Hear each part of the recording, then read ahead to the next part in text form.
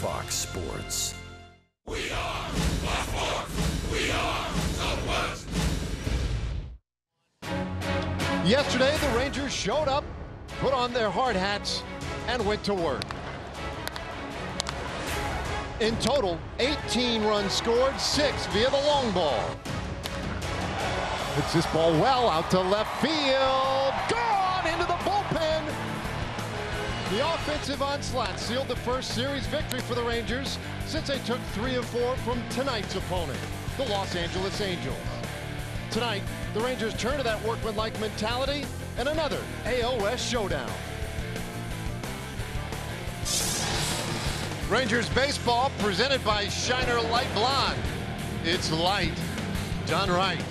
A little overcast this evening, but otherwise beautiful setting for baseball tonight. Rangers and the Angels opening game of this 3-game division series. Welcome in again, everybody. I'm Dave Raymond alongside CJ Nitkowski. Great to be here once again tonight. Rangers coming off quite a win yesterday, scoring 18 runs. And today, they look at a very familiar foe in the Angels, but they're giving the Angels a very different look today with their pitching. Yeah, this is going to be interesting. And so the Rangers are going ahead and try the opener, which is basically they're going to start a reliever today, and that's going to be Jeffrey Springs, who is going to be the quote-unquote opener. Now, how far he will go, probably not very far. An inning, maybe an inning and 2/3 at the most, and then what will happen afterwards is that you'll see Ariel Jurado come in behind him. There he is, 7 starts so far this season with a 2-4 record. We'll dig in over the course of the game as far as the strategy, the idea behind it. We saw the Twins do it yesterday. Didn't work out that well for them. Hopefully it works out better for the Rangers. All right, but that doesn't make anybody gun-shy, what we saw yesterday, right? No, definitely not. All right, so the Rangers trying something a little bit different today. Now, the challenge in this thing will be, of course, trying to contain this Angels lineup, but in particular, a couple of guys, Cole Calhoun, Mike Trout, have been very tough. They have, and they've been very tough against the Rangers over the course of their career. Now, Mike Trout, everybody knows this. This is the best hitter in the game. A couple of guys trying to give him a run for his money, but against the Texas Rangers, 380 on the batting average and an on-base percentage of nearly 500. That is absurd. The Rangers are going to try to get those numbers to go backwards tonight. Cole Calhoun, he got off to a very slow start this season, but he has been a completely different player as of late. And against the Texas Rangers this year, he's done a really nice job hitting 370 with that 874 OPS. So the lefty and the righty, those are a couple of good hitters the Rangers are going to have to contend with tonight. Mentioned yesterday was a lot of fun. Oh, those sweet Sunday swings. It was quite the power surge yesterday. We put the offense from yesterday in our spotlight when we come back. Rangers baseball.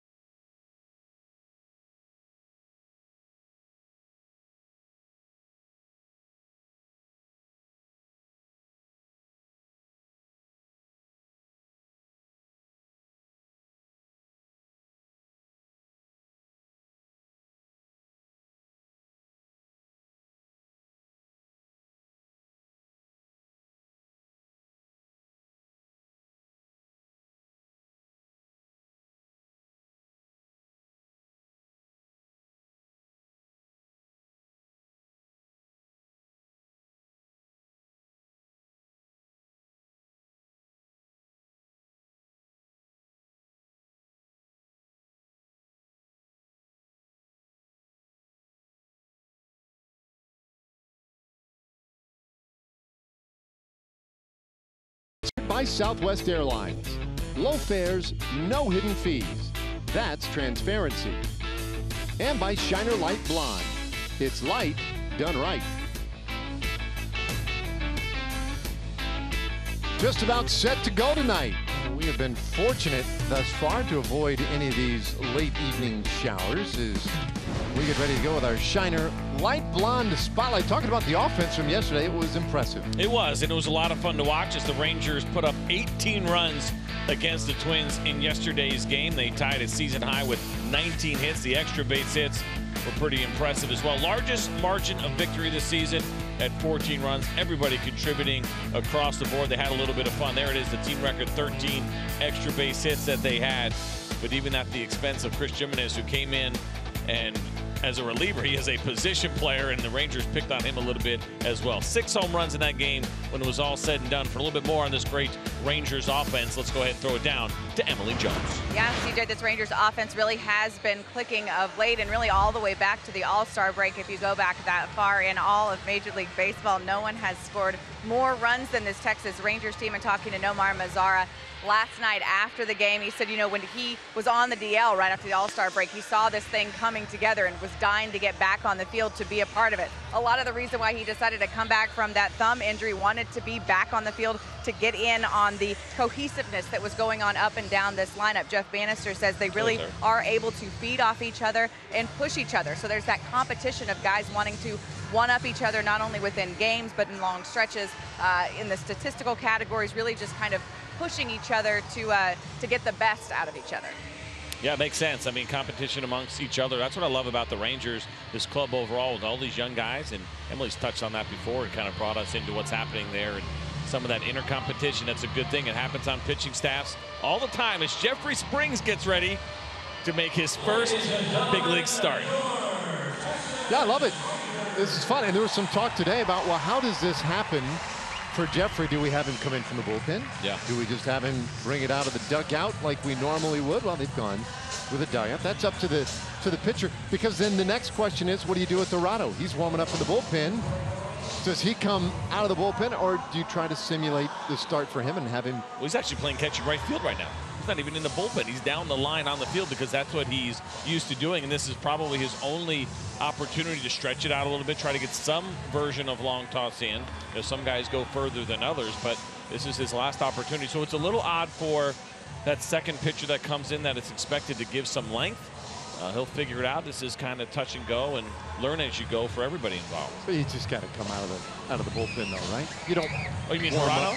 Yeah, and well, you don't make the effort then to go all the way back around into the dugout after you get warmed up and then come out of the dugout. I don't think you would do that, because the problem you run into is what if there's a long inning, right, and you feel like you want to throw some more. So the smart play would be to stay down there, assuming Jeff Bannister's not going to bring him in the middle of an inning, which he has said he wants to avoid. Yep.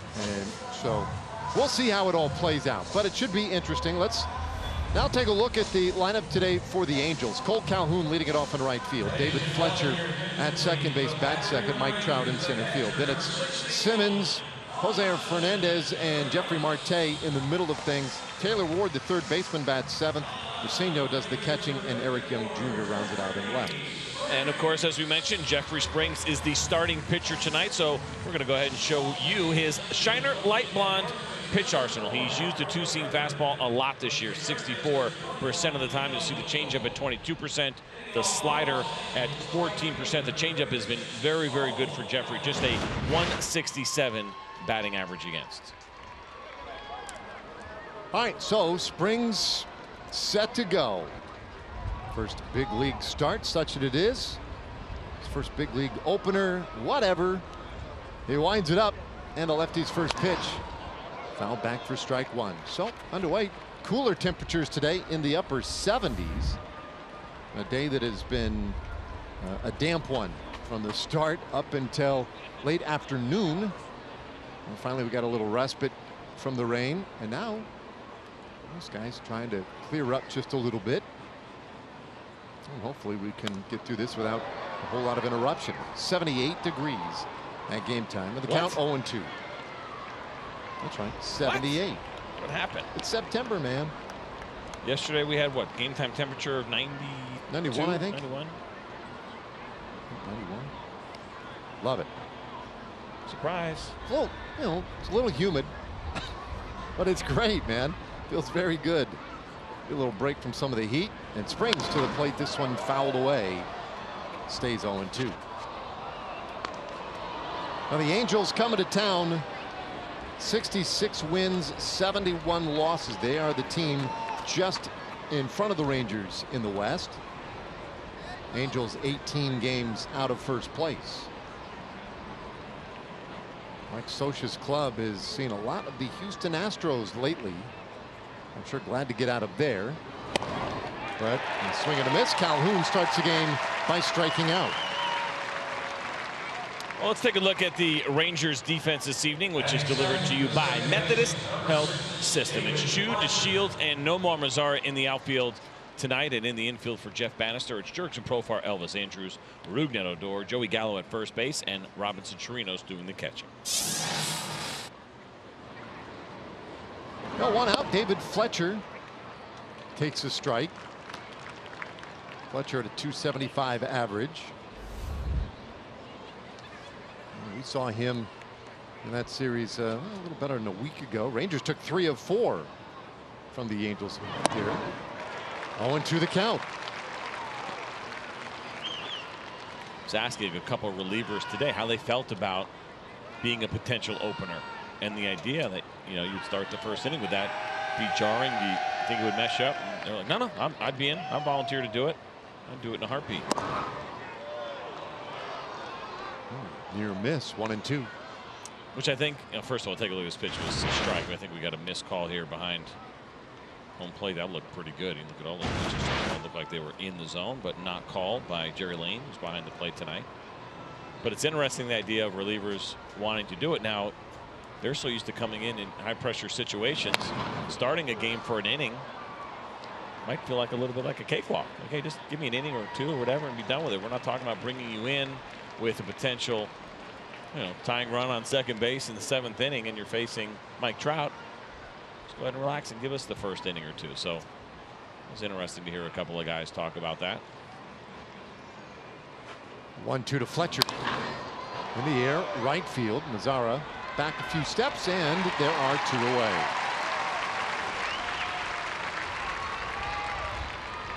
Nice job by Springs so far. And he will get a look at Mike Trout now. So this is the part you don't love about the the opener and using Jeffrey Springs to lefty. Not to say that he can't get Mike Trout out. He absolutely can. Mike Trout's hitting .320 against lefties, not 1,000. And so there's an opportunity. But this isn't a matchup you would see late in the game using Springs as a reliever. And what I do like about this as well, Mike Trout, and really for every big league hitter, is that the next time he comes up, he's facing somebody else. Right, so he's seeing a lefty now. So it's not like you would treat a normal starter. Let me see what he has. He's never faced him before. You got to figure it out now, because he's not going to be in the game next time you come up. 0-2 the count. Well, his career numbers against the Rangers, .337 average, as you point out, well below 1,000 batting average. 25 career home runs, but the OPS is over 1,000, and obviously widely regarded as the best all-round player in the game. Not an easy out. And his numbers have been a little bit better than his career numbers this year. 1-2. Good pitch there to elevate against Mike Trout. An 0-2 count. He's really strong down. Not a bad idea to maybe go there again. Get the breaking ball, the changeup. A couple different options here. Still way ahead in the count. There it is. Good pitch. Whoa, man. Right on the line. Oh, that's a great pitch to Mike Trout. First one missed away, and it was up a little bit more. This one looked like it caught the top of the strike zone. Fox Tracks had it in the zone. Fan behind home plate had it in the zone. Everybody but Jerry Lane, and only his opinion matters. Well, the windup of the 2-2 from Springs, and a swing and a miss, strike 3. And a successful experiment in inning number 1 for Jeffrey Springs. Strike 4, and Mike Trout is out. Nice job by Jeffrey Springs. After missing with the high fastball, he comes back with a really nice changeup here, and Trout swings right through it.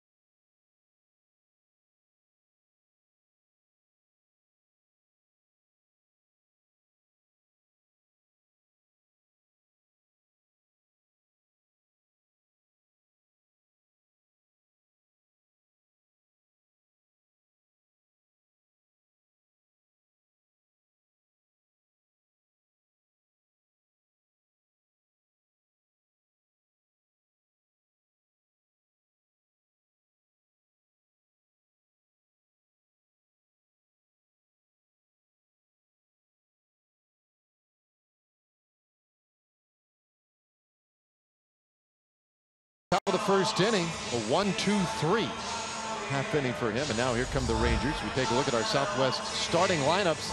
Chu leading it off at left field. Odor at second, bat second. Andrews will bat third and play short. Mazzara, Beltre as the DH. Profar at third in the middle, and then it's Gallo, Chirinos, and Delano DeShields in center field, rounding it out for the Rangers. Matt Shoemaker, 1-0, 4.76 ERA, but that's just the second start of the year for him.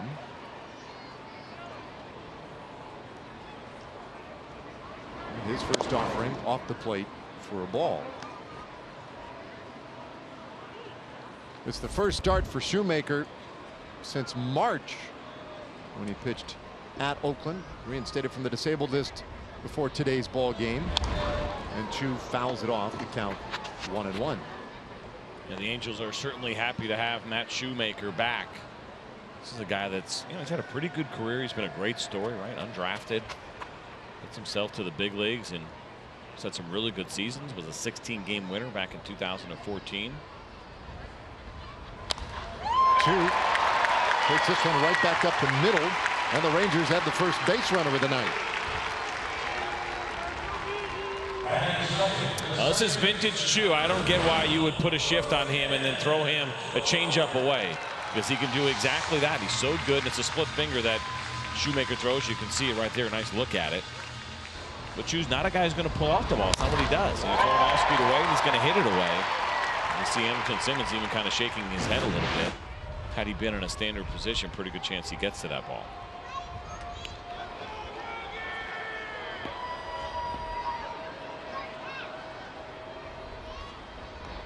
So base runner now for Rougned Odor.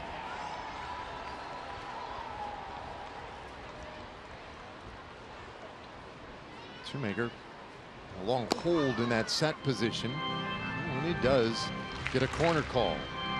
Now Roogie 2 for 3 with a double and an RBI yesterday. Also walked, was hit by a pitch. It was a busy day for him, and it overall has just been a terrific year for Odor, sitting on 18 home runs at the moment.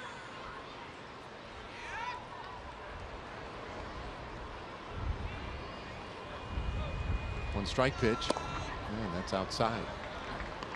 So since July 1st for Roogie, average well over 300 with 14 home runs, and fourth in the American League with an OPS of 989. That's on base plus slugging since July 1st. It just has been a really good year. And Tom made the point, I want to say it was on the last road trip or something. He said, hey, look, there comes a point with Roogie, you stop talking about, all the changes he's made and this great run that he's on, and you just say, look, he's having a good year and he's a good ball player. And I think we're there. I mean, he's a career high in walks. Just a slow start, and the injury certainly interrupted things at the start of the year for him. Missed a month.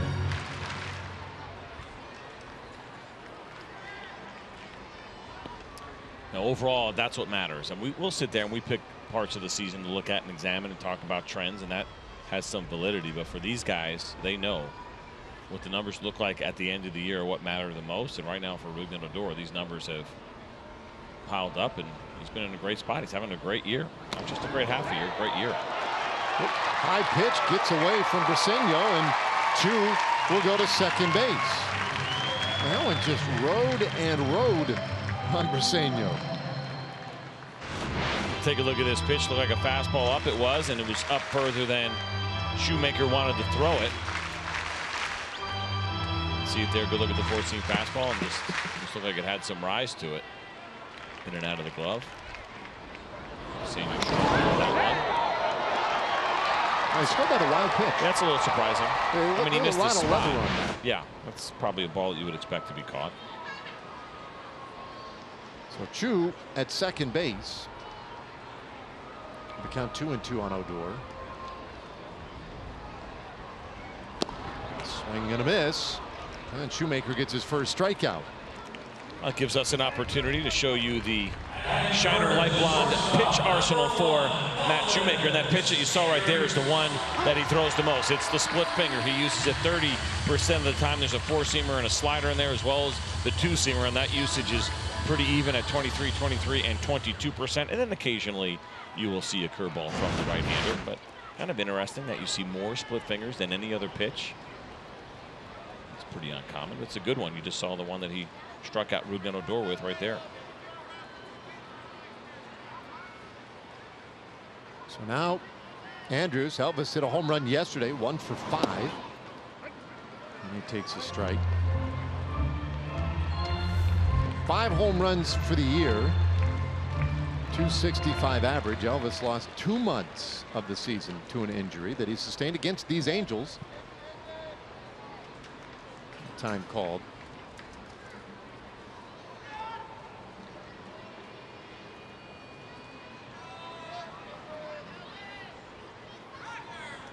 Shoemaker making his first appearance for the Angels since March 31st at the Coliseum in Oakland. A bouncer third base. That one's behind the bag and bobbled. Andrus is on. Chu had to hold second base, but that'll be an infield hit. Rangers have a couple of base runners. It's a tough play by Ward. He kind of got caught in between. This happens, right? You tried to dictate the bounce that you want to get, but he couldn't do anything and decided not to backhand that. And if he really wanted to make a play on Elvis Andrus running, you got to have a clean backhand and a strong throw. And he tried to square that up a little bit and got in front of it and couldn't handle it. And turned it into an infield base hit, which probably would have been anyway, had he caught it cleanly. We'll see if the Rangers can take advantage. A couple of base runners out there for Nomar Mazara. And Nomar with 20 home runs again. Hit 2 yesterday. And he takes a strike. So it's interesting watching what's happening. The opener situation. Rado's not in the bullpen throwing, but he is out there with sweatshirt on. So Jeffrey Springs is going back out. The question is for how long, right? You mentioned, and we talk about in these situations, you prefer to keep your starter away from coming in the middle of an inning, something they're not used to doing. I mean, they're not used to doing this period, coming in the game after the fact. And so the question becomes, Jeffrey Springs was great in that first inning. If he runs into trouble in the second inning, what's the move? Do you go to another reliever? We saw this last night. Or excuse me, yesterday afternoon with the Minnesota Twins. They got another reliever up. Ended up not using him. Well, they did 2 hours later. They pitched later in the game. That's true. That's which true. was unfortunate for him. So this will be unusual to see. Now, if Springs goes out and has a real smooth second inning, no problem. But if he doesn't, that's where this can get a little dicey. 1 and 2 to Mazara. I guess part of the thinking there is, well, if you just move that whole sequence to later in the ball game, he comes in, pitches a great, let's say, 6th inning. Yeah. And you're like, okay, we'll run him out there in the 7th. And he gets an out or 2 in the 7th and runs into trouble. Well, it's the same thing. You're going to another reliever. So it's just that you're burning those 2 relievers now before your primary pitcher ever gets in the ball game. And the thing about that is, you know, we talk about your starter or your primary pitcher like Ariel Jurado tonight. The assumption is, you know, with your starter, you're getting 5, 6, maybe 7 innings. And that's always the assumption. And when it's at the front of the game, if he doesn't, well, then you make the adjustments. But when you're counting on that in the middle of the game and you've already burned a couple of relievers beforehand, if a primary guy struggles, let's say only can go 1 inning or 2, then you've got a different situation. And your that's where I think that's the danger. And there will be. There's going to be some times that this isn't going to work out. It's going to get ugly. We saw it yesterday with the Twins. Hopefully we don't see it with the Rangers. Also interesting there in that shot, we saw Dan Worthen, the assistant pitching coach, is in the bullpen with Jurado, right? Trying to basically walk him through this situation as well. Remember, we saw him throwing before the game in the outfield, long tossing and warming up a little bit. Now he's trying to figure this out and how does he pace himself. And for older pitchers, they would hate this. This is the part that they would hate. It's the waiting around and not being able to time your warm-ups that they're so used to doing and those habits that they've gotten into over the course of their career. It's been smashed foul. Wow. Mazara put a good rip on that one. And exhale for Steve Buechele there at first base. That's why for me I'd have my line base coaches jump roping in the offseason just so they can have the quick feet to get out of the way. See Nomar getting to that one real quickly. Everyone just trying to run for cover.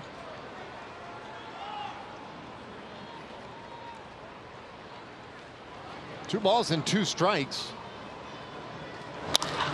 And this one blasted to center field. Trout going back into that room. He makes the catch. Chu tags. He gets to third. Rangers have him on the corners, but there are two away. Well, that'll give us an opportunity to take a look at the rest of the Angels defense, which is brought to you by Jack in the Box. It's Eric Young Jr., Mike Trout, and Cole Calhoun in the outfield for Mike Sosa's club. And in the infield, Taylor Ward, Anderson Simmons, David Fletcher, Jeffrey Marte, and Jose Marcinho behind the plate.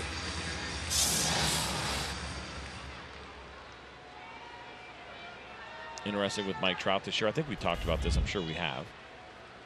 I think he's a really good center fielder, but he hasn't rated well on defensive metrics for whatever reason. On defensive metrics, we talk about those a lot and kind of take it or leave it to some degree, but he cared about it, which I thought was interesting. He actually felt like, you know, he wanted to get better as a defender. He didn't like that he didn't rate well, and part of it was getting comfortable playing in. If you play deep as an outfielder, you get penalized in some of the defensive metrics. Just kind of the way it works. There's not a lot of room for you to go back. And he's been great. Hasn't made an error in 207 consecutive games. That's the longest active streak in the American League. But I thought that was pretty fascinating for a guy who we look at as an all-around great player, dissatisfied with where he was as an outfielder, didn't like those defensive metrics, wanted to improve them. And he has. Last year he was a -6 defensive run save. This year he's a +5. It's a good turnaround. Take it for what it's worth, but it's a great turnaround. 2 years ago he was a +6. So I don't know why, you know, why you change much, but it has more to do with positioning than range or anything else, or strength of arm. Yeah, it's the one average part of his game, and I say average meaning major league average, which is still very good, is probably his arm. Yeah, his whole thing was his positioning and his jump, his reads on the ball. So he did a lot of work this spring with that, getting in position as the pitch was thrown. Is a strike called, and Beltre goes down looking. There's a word for Jerry Lane on the way back to the dugout. Inning done. We go to the second, no score.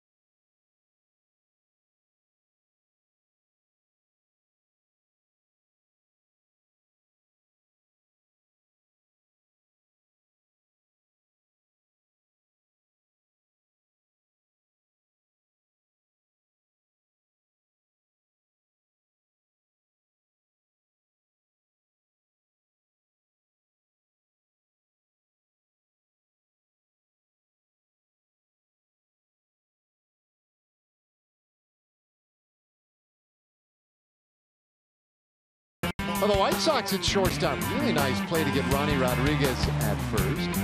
The Brewers got some defense from Ryan Braun. How about this diving catch to rob Daniel Murphy and Nick Markakis. And Atlanta battling with the fans to take one away from J.D. Martinez. He did catch that ball, we promise. He did. And the fan started to stick out his hat a little bit. Watch it here. Watch this fan sticking out his hat, and then instead he gets a glove to the face. You're out, and you don't get a ball. Not for lack of trying. Andrelton Simmons takes a strike at the count 0-2.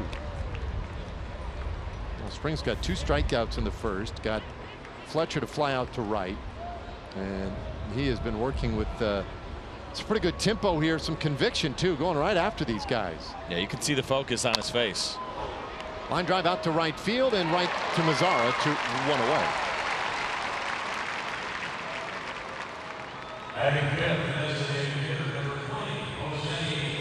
Now Jurado getting ready out in the bullpen. So there he goes. And what would be, again, kind of fascinating as we all kind of go through this together and figure out and watch it develop. If Jeffrey Springs were to have to face 5 hitters, say, to get through this inning, he gets through a couple guys, get on, nobody scores, right? Everything works out great. And Jurado then comes in the game and he starts off with the 9-hole hitter. From that standpoint, it's not a lot of advantage gained. It's a very good point. Right? Because the advantage that, and I know this will take a while for viewers and fans to kind of get used to and understand, but the idea behind this is that you limit the exposure of the middle of the order. Wow, weird bounce down at first. That one gets away, and Jose Fernandez is on with a base hit. So imagine, if you will, that Jeffrey Marte is able to face the first 5 or 6 hitters in the game. So take a look at the replay of this. Hard hit ball down to first. Tough play as they got close to the back. Oh, it hit the back. Strange play. But anyway, so Jeffrey Springs, excuse me, trying to get 5 or 6 hitters faced. I talked to Jeff Bannister about this a couple days ago, just the theory in general. Then you get him out of there. But for some reason, your opener has to face 8 hitters. Then Jurado starts off with the first hitter, and the exposure that you're trying to limit him to goes away, because you're trying to get him to face essentially anywhere between 21 and 23 hitters without having to face the top of the order again, right? Without having to go and face, in this situation, Cole Calhoun and Mike Trout for a 3rd time. So that's why if he takes over at the 6th spot, it could potentially work out if he throws well, and you might be able to get 5 innings out of him, maybe even 6, only facing the middle of the order twice. But if you start at the 9-hole hitter, there's no advantage really gained. Doesn't seem like it. So really, the outside of being uncomfortable, it's the downside too, is you're not even sure when you're going in. Right. I mean, so the way to play it, if you're going to do the opener strategy, really is just 1 inning out of that open, or 5 hitters, period. 5 hitters to me is the way to do it. But for these managers that don't want to bring their starter in the middle of the inning, right? Paul Molitor didn't want to do it. That's why they got another reliever in when their opener got in trouble. Got him up at least, didn't put him in the game. So for me, I think it makes the most sense to only let your opener face 5 hitters. And it's not ideal to put your starter in the middle of an inning, but if you want to really take advantage of the situation, you would. He comes in to face the 6th or maybe as late as the 7th hitter, but nothing deeper than that. 1-1. Or earlier, I should say. Yeah. That's what'll get strange, right? Yeah, because we haven't been exposed to a ton of this yet. No. But the more we work through it, the more we see and think about it, I guess the less I'm liking it. The big thing is, for me, is how are the starters going to perform? Primary pitcher, whatever you want to call them, the true starters. How they react, how they perform is really important. If they seem to be comfortable with it, if they're worked through it and understand, hey, if this is what it takes to keep me in the big leagues, so be it. You're going to do whatever it takes to keep a big league uniform on. That's why I said it would never work. I would love to be in a room where they ask Cole Hamels to do it, or they ask Madison Bumgarner to do it, just to hear the reaction. That would be fun, because they would have something to say about it, and it probably wouldn't be TV friendly. But it's not designed for those guys. No.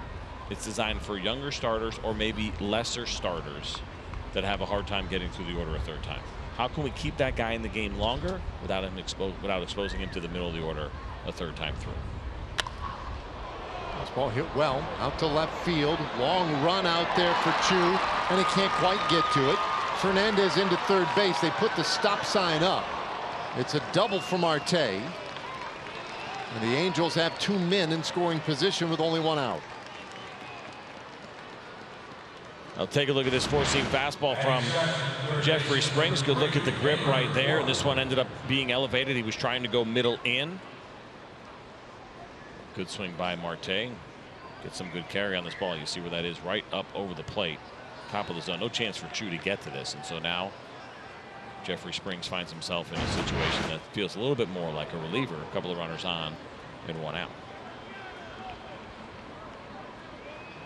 So first base is empty, and Taylor Ward becomes a hitter here. Ward takes a high strike. So now Connor Sadzik on our Southwest Airlines bullpen live look. Sadzik joins Hirado getting ready out of the bullpen in case he may be needed here in the second. Upstairs 1-1. Well, Ward, a guy who changed positions, transitioned to become a third baseman at the start of spring training after being a catcher exclusively in his first 3 professional campaigns. He was considered a top 10 prospect in the Angels organization, as this one is low and is 2-1. Made his big league debut August 14th. Spent the better part of the year, obviously, at AAA in Salt Lake, and now a little visit as Brocail heads out to the mound. This is a time visit here for sure. I'm surprised actually that Doug even ran out there. I think the idea of having to get another reliever up, and Connor Sadzik right now means that he has to rush a little bit. And so I would guess, I can't guarantee anything, that Doug Brocail will push the limits of this visit and force Jerry Lane to break it up. Hirado looking on. You know, one thing we've seen from Hirado is that in a lot of the games he has pitched lately anyway, pitches the first inning without the glasses on because of the glare, etc., and then goes with the glasses in the second, maybe the third inning on. And so it's just a random little item, I guess, that goes along with having an opener, is that he would go with the glasses the entire time. Good point. 2-1 pitch, a little high. 3-1 to Taylor Ward. The irony in all of this would be if when Hirado comes in and he actually gets the top of the order. And this is tough on him, no two ways about it. And I think it's worth kind of feeling it out, working through it, trying it. Pop up. Shallow right field, and Odor able to make the play. 2 gone. So help me understand that. I'm sure there are fans who are wondering the same thing. I mean, I get it. You have a routine when you're a starter, and you like to time things and whatnot. But everybody else, bullpen pitchers, etc., I mean, you just deal with the game situations as they come along. Why is it such a big deal for a starter just to adapt to a similar situation? Just like any starter that goes into the bullpen as a full-time reliever, it takes a little while to get used to it because it's a completely different mindset. It's a completely different preparation. You know, as a reliever, you crank it up quick, and then you sit and wait, and then you go in and you blow it out. All right. Now, as a reliever, you're basically a long reliever here in this situation for Hirado. It's a little bit of a different feel. You also have, you know, your routine, knowing that as a starter, you're in your mind, like, I need to throw 7 innings today. Right, so here comes my routine. What am I going to do? And you start to get comfortable. What makes my body feel right? How can I get my body and my arm and everything else feeling as good as it can possibly feel? So once every 5 or 6 days, I can give my team 7 innings. There's much more preparation there. You can't do that as a reliever. As a reliever, if you could have a steady routine, I've often said that if you let relievers and told them you're throwing an inning every other day and you're throwing the 7th inning every other day, you're going to throw 81 games and have 81 innings. I think you'd see some really good numbers from those guys. I think they would crush it because there's something to the consistency and the preparation. That would be great. That's not the reality, of course. In the bullpen, it doesn't work that way. But the preparation is legitimate. Long tossing, stretching, any massage work or trainer work that you get done, all that stuff, the things that make your body feel best that you can afford to do as a starter that you cannot afford to do as a reliever. The schedule just doesn't allow it. Arsenio takes a strike in the count 0-2. 2 out here in the second inning. Arsenio, the 8th place hitter. He's got Fernandez at third, Marte at second base. Springs trying to get to the finish line here with the second, at which point he can hand it off to the primary pitcher. There's a swing and a miss. He gets Briseño, and the inning indeed is done. A great job by Jeffrey Springs to bounce back after the single and the double. He gets the pop out, and then he finishes the inning off with a big punch out.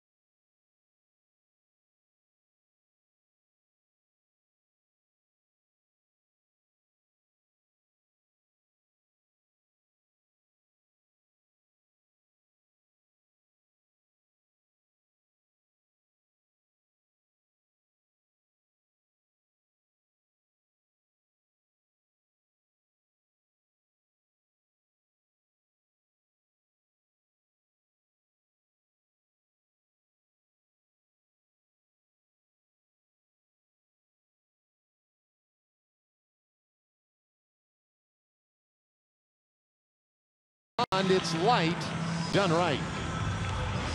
Okay, bottom of the second inning now. Rangers will send Profar, Gallo, and Chirino, 6, 7, and 8 hitters in the second inning. They had a couple of base runners in the first, but couldn't get anybody home. And Matt Shoemaker, as we mentioned, making his first start, his first appearance for the Angels since March 31st, and injuries have been such a big part of the story for him the last, well, now 3 years. Profar fouls off strike one. So I have a radical idea for you. Okay. As we're walking through this and learning together about using the opener. So the Rangers faced 8 hitters without getting to their primary pitcher, their original starter. And the idea, of course, is to have him, your primary guy, coming around the 6th or 7th spot. Instead, he's going to come in the 9th. So your advantage really hasn't been gained, the one that you're looking for.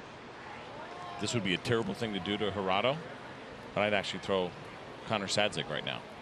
And I'd have him face the next 4 or 5 hitters, and then I'd bring in Gerardo. I think that I hadn't thought of that, but you're right. He's up, he's ready, he's hot.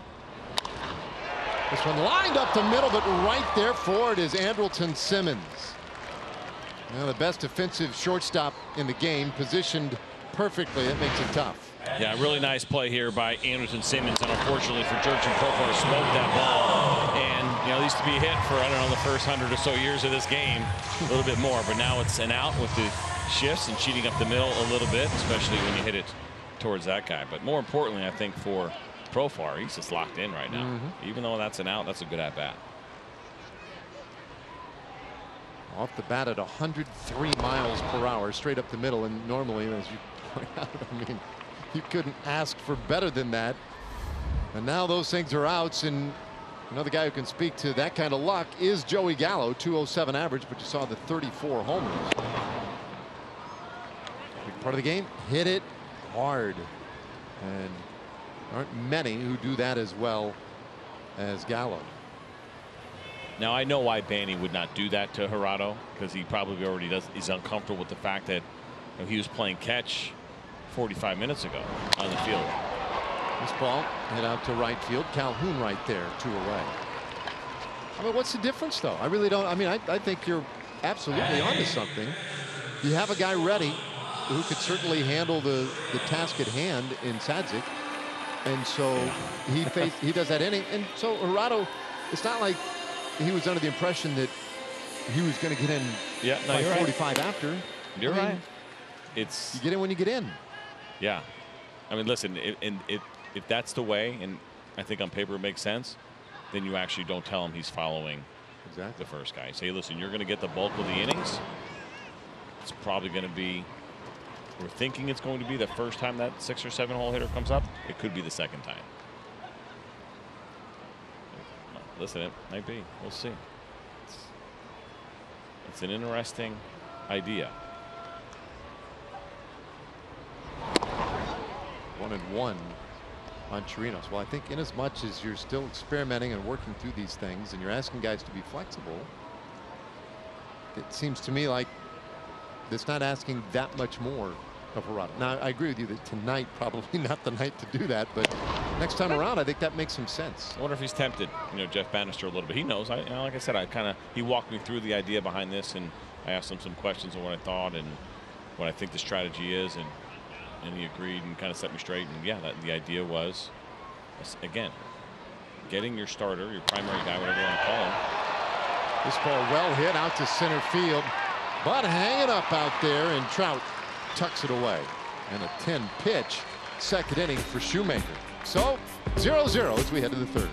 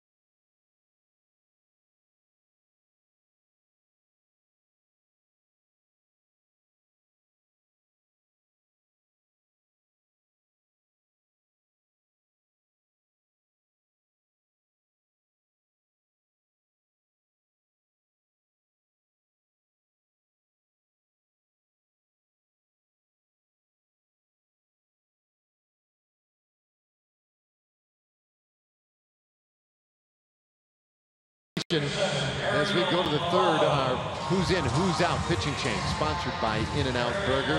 Now Jeffrey Springs is out, and now Ariel Hirata, our primary pitcher, is in. Yeah, so good spot for him to come in here as we take a look at the pitch arsenal for Hirata. It's all about the two-seam fastball. 67% of the time he does throw a slider. He does throw a changeup and a curveball. Every once in a while the four-seam fastball as well.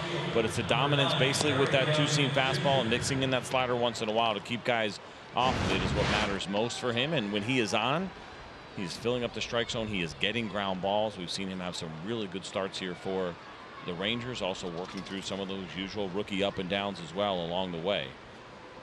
I really enjoy watching this guy pitch, and we'll see how he handles this situation. A little bit different for him, a different feeling. As long as he's mentally on board with it, physically, he should be fine. Well, he gets Eric Young Jr. to lead things off here. A 9th place hitter for the Angels, and he takes a strike. Young, a switch hitter. That's the left side against Toronto. Young right-handed hurler. Fouls this one away. It's 0-2.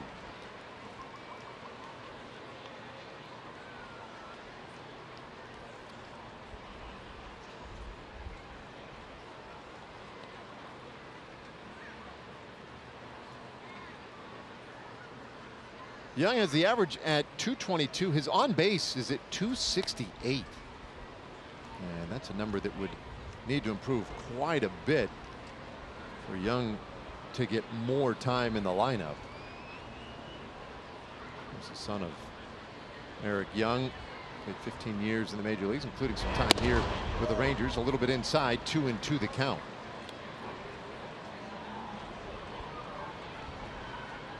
I'm not sure where he figures in the plans going forward. No Justin Upton out there tonight. He has been dealing with some concussion symptoms. Slow bouncer right side, and Odor has to quickly shovel it to first. He gets it there to get Young for out number 1, and we check in with Emily Jones. Yes, it is Progressive Fan of the Game Time. It's a holiday. It's Labor Day, but it's also a holiday because it's this guy's birthday, Liam Jansen. Liam, how old are you? 8. 8 years old. And who is your favorite Ranger? Shin-Soo Choo. Shin-Soo Choo. What do you like about Shin-Soo Choo? That he gets a lot of hits. Yep, that's a good reason to like him. You know what else? He's really funny too. You want this bag of goodies? There you go. Happy birthday, buddy. Thank you. You're very welcome. And he's got good manners, guys. Yeah, what He sure does. Polite young man. Happy birthday. 1 out for Cole Calhoun. Calhoun struck out in the first inning, 0 for 1. So here we go. The lineup turned over for the first time tonight. Alvarado facing just his second hitter of the evening. And a bouncer first base. Easy play for Joey Gallo, 2 away.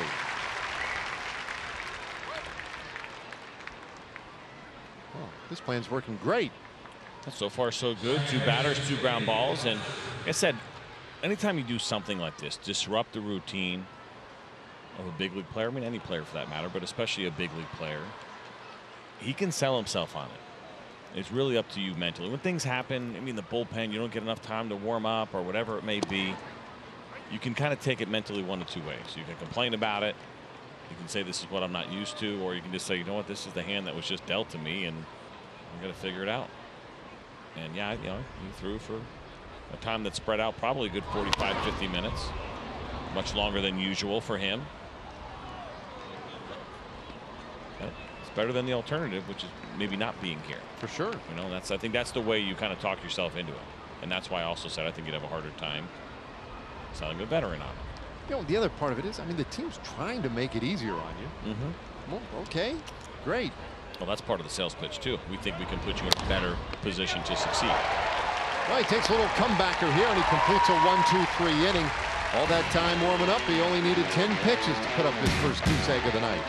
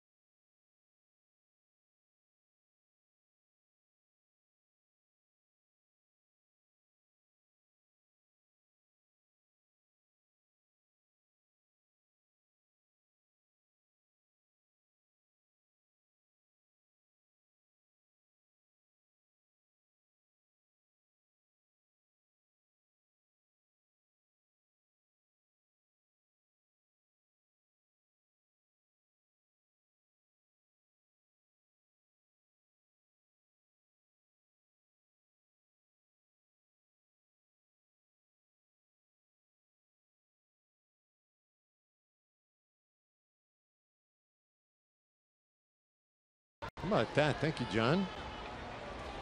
Brewers cut it to a 4-game lead in the National League Central with that win today. Here we go to the bottom of the third inning. Scoreless ball game, and Delano DeShields leads it off. Takes strike one. There's your Central Division in the National League. So with that win, Milwaukee only 4 back. Cardinals have been surging, 5.5 back. Pirates and Reds out of it. Well, that is game 1 of 6, right? That they still have remaining. The Cubs and the Milwaukee Brewers. So there's a chance. Obviously, you got to dominate those. 5 out of 6, even though that sounds pretty unrealistic. In September. Fly ball out to right field. Calhoun will track it down, 1 away. Yeah, strange things happen in September, though. And see teams that have held on all summer all of a sudden just lose their grip. Never know. I mean, in our own division, we saw a team making an incredible push in the Oakland A's, but boy, right as we got to September, just a little bit beforehand, reality settled in a little bit. They've slowed down a touch, and the Astros, that depth and strength that they have up and down their lineup and their roster, starting to separate themselves from the pack. Yeah, they're healthy now, right? That's a big one. You see them beating Minnesota today by a score of 4-1. Correa, Altuve, Springer all back. Tyler White has emerged. Talk about that depth that they have. Hopefully the A's can make it interesting down the stretch. I still want to see the Astro-Yankee wildcard game. Same here. Still rooting for that. Oh, beauty. Chew out a base hit back of the first inning. Eventually got himself to third base. The Rangers left him right there. 2-1 the count. So on the Angels side of things, we've talked a lot today about the Rangers pitching strategy. They have Shoemaker making that first start back, and Mike Scioscia before the ball game today said basically like, look, you know, he's excited, he's ready to go, but this isn't that start where you're like, okay, our guy's fully healthy, he's back, and here we go, you know, all the no holds barred, you know, just go 7 innings. We're just going to have to monitor it inning by inning and see how he responds. So far so good, though. And it's a full count now on Chu. But those crooked numbers. Oof. 58 players used so far this season. Still got a ways to go. 6 more to catch the 2014 Rangers. 15 starting pitchers for. It's the second time we've seen Chu that foul one off and throws bat. That hurt again. I think that's caught that same spot.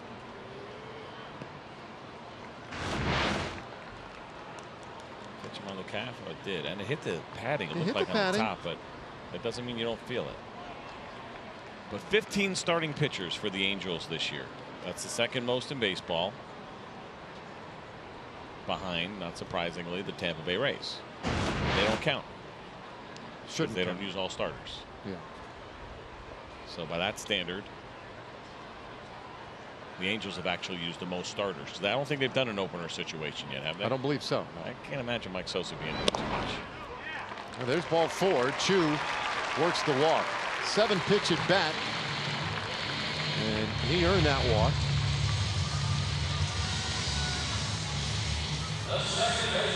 So now, as this is the second time through the order, here is Rougned Odor. And that will be interesting, too, to see how Shoemaker responds.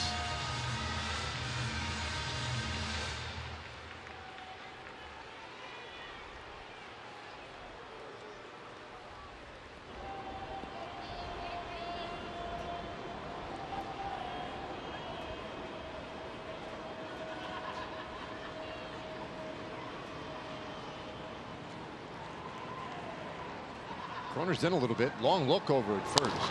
And Odor hits this ball sharply on the ground. But Simmons right there. And he will take the double play himself. Makes for an 11 pitch half inning for Shoemaker. So we go to the 4th. Still no score.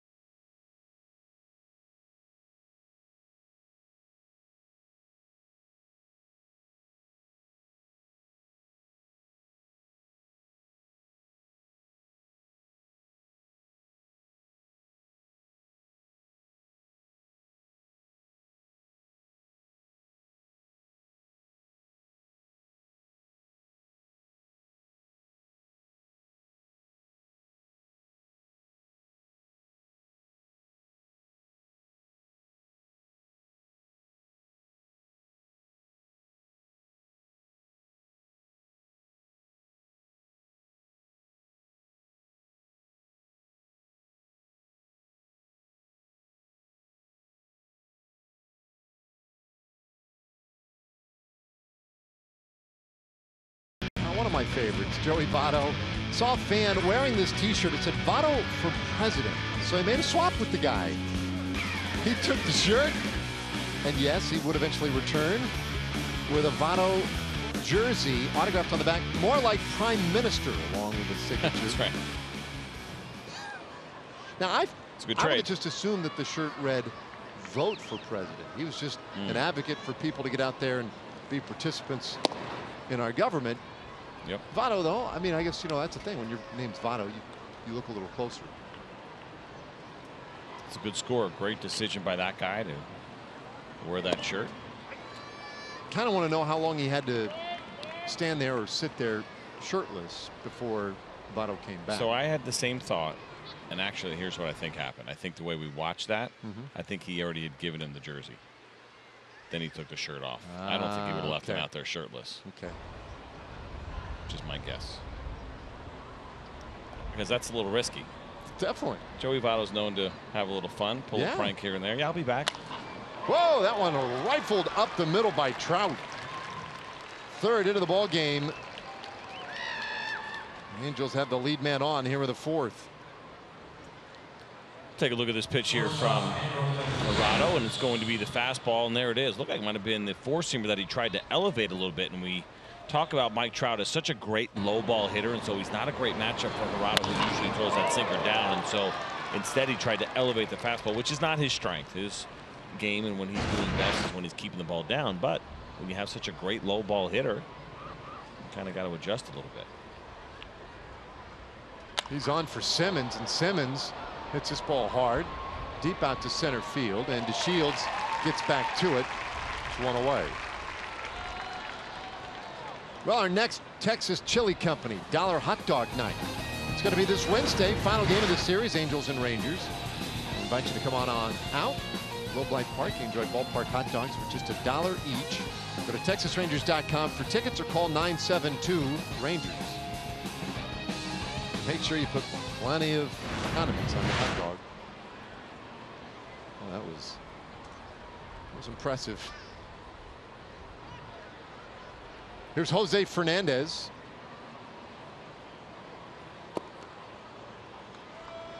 Corrado went through the Angels 1-2-3 in the third inning. Love to get a ground ball here from Fernandez. Maybe turn a double play and face the minimum in the fourth inning as well.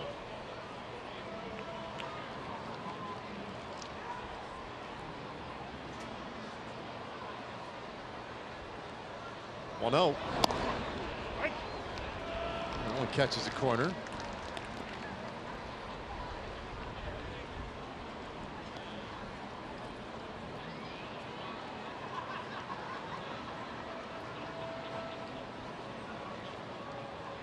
Fernandez had the base hit in the second inning. He hit one right down the line that hit the bag and then bounced out into short right field. 1-1 pitch, and that's up and away.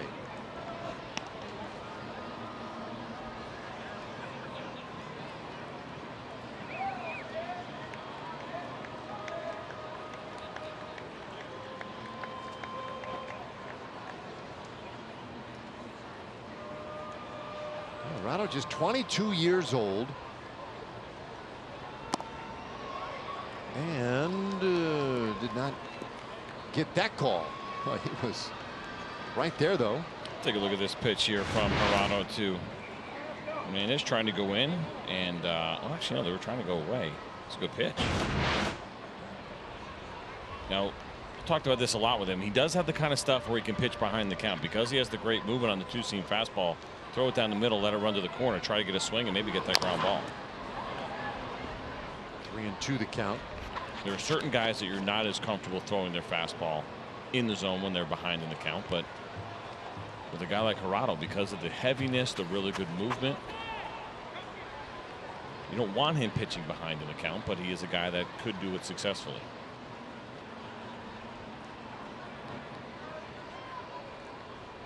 Well, Fernandez, this is his fourth stint with the big club. Runner goes, a swing and a miss, strike three. Throw down to second, it's not going to matter. That was interference. Batter's interference. And so Trout will be out as well. Strike him out. interference, double play, and it ends the inning. Now, there's just no question about that. Fernandez was right in front of Chirinos, had no chance to make that play. So the inning is done. And we'll go to the bottom of the fourth, still 0-0.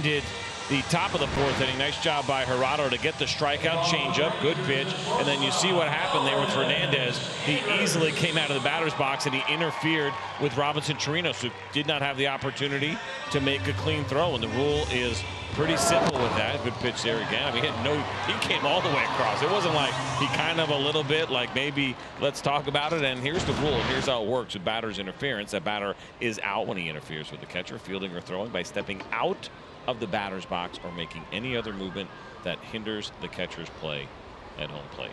I can't say home base. I have a hard time with that. I know that's the official way that it reads in the rule book. Right.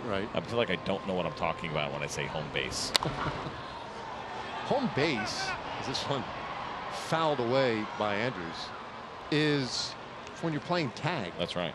Base. The safe place is home base. You go to home base, yep, you're safe. Home plate. That's what we use in baseball, generally speaking. That's a base.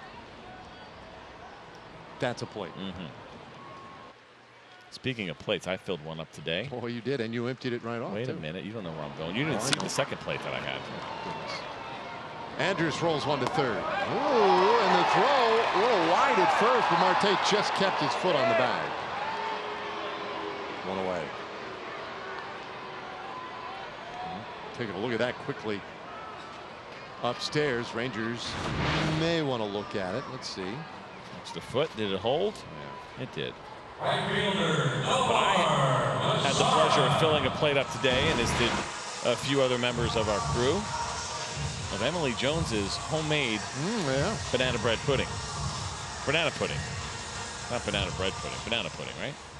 Or is it banana bread pudding? Just banana pudding. So what exactly did you eat? I had some banana stuff with vanilla wafers in it. It was fluffy and delicious. CJ, it's not vanilla wafers. They're just Nilla wafers. Nilla wafers. Oh. Man, you need to clean it up. So it's banana bread pudding with vanilla wafers. It's not banana. That he ate all the way down at home base. Did you guys enjoy? I'm a terrible cook, but I feel like, it's shocking. I know. But you're a great baker. I feel like, no, not even that. Well, I this just wouldn't make be good cooking. Banana pudding. That's it. Like, that's all I'm bringing to the table. It's kind of an annual tradition. Yep. That's why I look at it. I mean, what? Did you even get in there? Is that baking or is it cooking? It's not anything. It's either. I think it's mixing and chilling. It really is. Which is also what a DJ does. I'm glad you guys enjoyed it. Mixing or at and least chilling. pretended like you did. I did. Dave did try it. That's big league stuff. There were some suggestions up here that it's good. I mean, it's top notch. The enthusiasm was running a little high. It was. At one point. I like enthusiasm. Yeah. I was busy working, but anyway, I'm glad you guys enjoyed yourselves. This one in the air to center field. Trout got a late start, but has good closing speed. 2 away.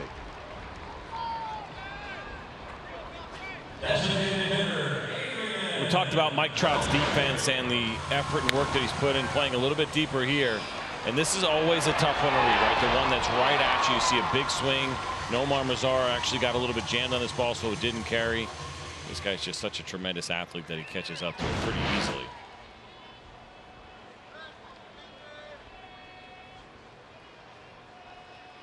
Two down now. And Beltre,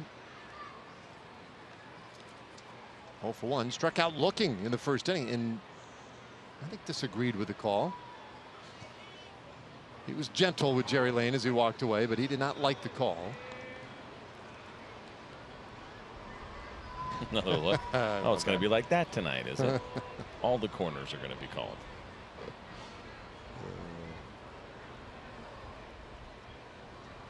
One strike pitch, and he'll reach down and scoop that one into center field. A reasonable play for Trout, and it completes a 1-2-3 bottom of the 4th. Somebody's going to score in this thing eventually. We're going to the 5th.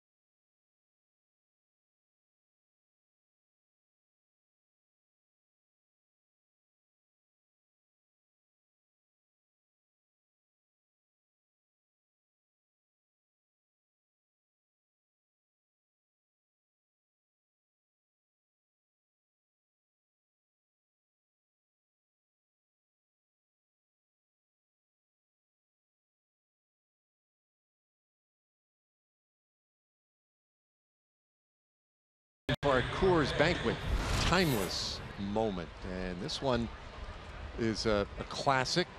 Joaquin Benoit, 7 innings of one-hit ball against the Orioles, the longest save in Major League history. That's kind of a cool one, and you know, look, falls right into tonight's game. Benoit came into that ball game, and it was not by design. He came in the 3rd inning. Todd Van Poppel got the win in that one with 2 innings of relief, because I think just one batter in, Aaron Mayette was hurt and had to leave the game. So you got your longest save in Major League history. You go 3 innings and complete the game, 3 or more, then you get the save, if of course your team won. 7, that's the most. That could have been out there for a guy like Hirado. We mentioned that maybe, especially if you went with Connor Sadzak or any other reliever after Springs, because he finished with the 8-hole hitter, right, to kind of continue with the true theme of this. And if he came in and he threw his inning and maybe faced 4 or 5 hitters, and the Rangers at that point then have the lead, and then Hirado comes in and throws the final 6. He wouldn't have broke the record, but it would have been a pretty long save. Yeah, I'm trying to figure out a way that it could go extras or something, but that wouldn't work. It wouldn't be a save anymore. High fly ball out to right field. Mazara Takes care of Marte, 1 away. Take a look at what our pitching staff has done here tonight for the Texas Rangers. Jeffrey Springs, the opener, started things off, and he was very good in his first inning of work. Had a couple of strikeouts, including a big one of Mike Trout. Then he came back out for a second inning and a couple of base hits, but got himself out of trouble. And then Gerardo comes in and does his thing. And what he does best is keep the ball on the ground, and using that really good sinker to generate some ground balls. He was able to do that in his first inning of work, and now he's back out there here in the 5th, his 3rd inning. Taylor Ward takes one low, and it's 2 balls and no strikes. Ward popped up in the 2nd inning.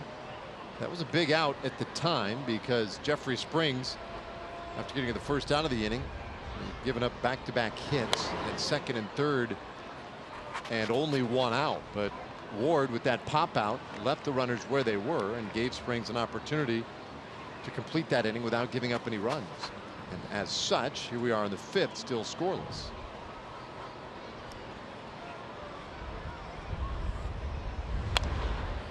Two and 2 the count now on Ward.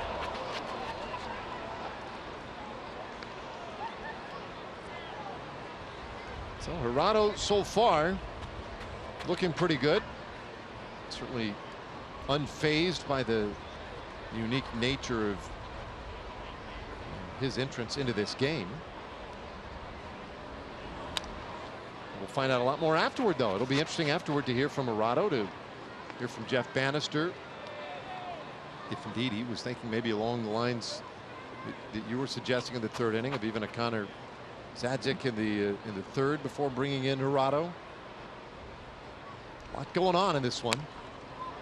The thing about it is, if Gerardo continues to pitch well, and let's just say he gives you 5 shutout innings, whatever it may be,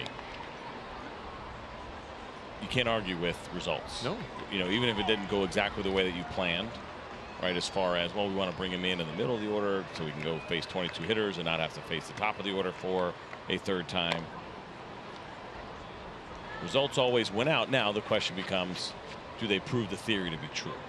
And that's, I think, something that just takes multiple times through to really get a feel. And you're going to get a lot of older school baseball people that hate this, and even some baseball purists who kind of hate it. Like, there's what it does to, you know, average innings for your starter, what it does to decision making for wins and losses, and everything else. And it's a fun conversation to have, but if it's effective, whatever works best. Pop out by Ward, 2nd of the night for him, and there are 2 away. It gives us a moment now to hear from our friends over at Kia. When you're America's Best Value, you don't need fancy uniforms. How'd you know it was clip-on? All right, 2 gone, and Jose Briseño will bat here in the 5th inning. So Gerardo has faced the minimum. To this point, he had the 1 hitter, and 1 hit allowed, rather, and then got him on that double play to end the 4th. I would be really interested, as much as we're talking about Jeff Bannister and thoughts he had as this whole thing was developing, for Gerardo, what the mental part was like for him. Now, he won't complain about that longer wait. I don't think he would do anything like that. But just what I'm most curious about is how he felt when he first got out there in the 3rd inning, and if it felt any different than when he was starting a game fresh. Because the one thing about starting the game fresh, yes, you have the time to do your whole routine. You go out in the outfield, you do what you want, you long toss, you stretch, you have the trainer work your arm, whatever, a whole routine and what goes into it. But there's nothing else going on, and it's all on you. Like, the game starts when you decide it starts, essentially, and you kind of lead things off. And how many pitchers have we seen struggle in the 1st inning, kind of getting comfortable? And I just wonder if there was a different feel for him coming in. We're already into the game, right? It's now the 3rd inning. The game is already underway. There's already a tempo to the game, and if it felt much different. It's not anything drastic. I'm just curious how it felt for him, and if he potentially even liked it more, maybe less thinking outside of the routine. That's the part you don't love, timing it. When am I going in? But once you got out there, it's almost like, well, the game's already going. They're not counting on me to dictate the pace. There already is one.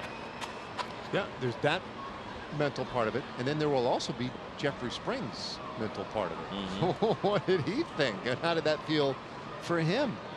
for all the same reasons you just enumerated. You brought it up. He looked dialed in mentally. I don't know if we've man. seen him that focused so far since he's been here. Oh, flare out towards second, and Odor makes the play, and it's another 1-2-3 for Ariel Parado. And so here we go now, bottom of the 5th coming.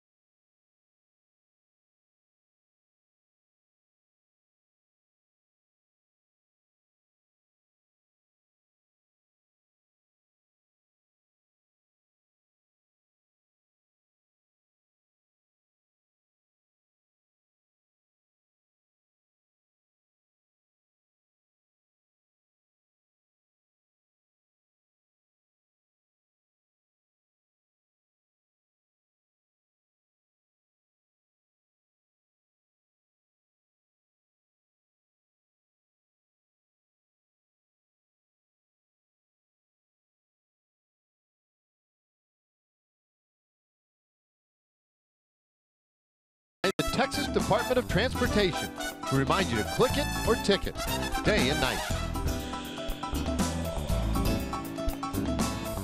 Halfway there tonight, neither team has scored.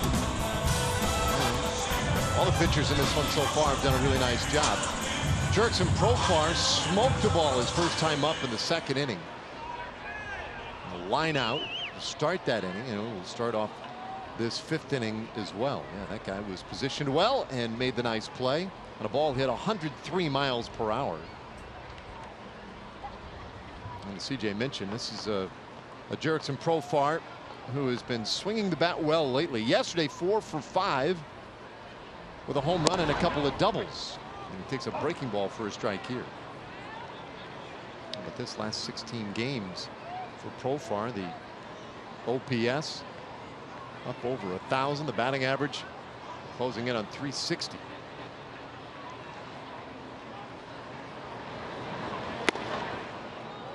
One. All right, maybe lost in some of the hubbub here in these first 4.5 innings has been the job done so far by Matt Shoemaker. I'd agree. He looks sharp so far here tonight, and I mentioned this guy's been a key piece to what they have done over the years. Injuries have started to get in the way a little bit with him recently, but a really good, kind of crafty right-handed pitcher, right? Doesn't overpower you. You see the fastballs there that have been sitting around 91 miles an hour tonight, but he's got that good split finger. Does a nice job of keeping hitters off balance. Has been good over the course of his career. 8 strikeouts per 9, 3.2 walks per 9. He'll take that every day. Even splits. That ball hit sharply, just foul.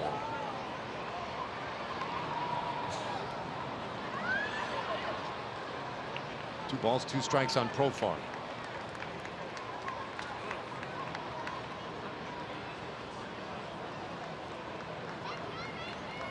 Shoemaker, we mentioned, activated off the disabled list prior to today's game.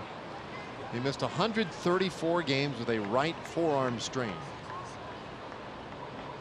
Last season, same thing. He came out of a ball game in mid-June, missed the rest of the year. Profar hits this ball hard to center. Trout got a good start, and he makes it back there in time to bring it in for the first out of the inning. Man. Well, tough night for Jurickson Profar so far. 2 at-bats, 2 balls that were smoked that got turned into outs.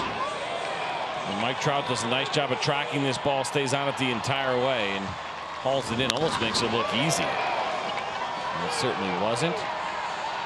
think Jurickson Profar's had about enough of that. He hit that 105 miles an hour. What'd you say, 107 the first one? 103, yeah. 103, 105, and he's got nothing to show for it.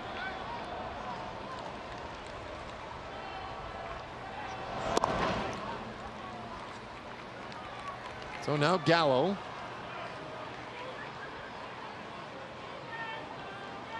Gallo looked like had a pretty good swing in the second inning, but felt just short.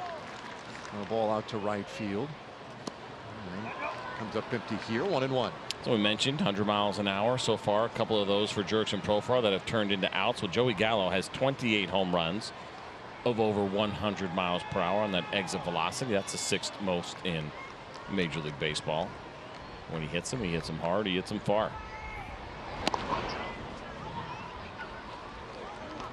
2-1. Yes, and he often finds the old popcorn wagon down the line down there. I still haven't tried any of that.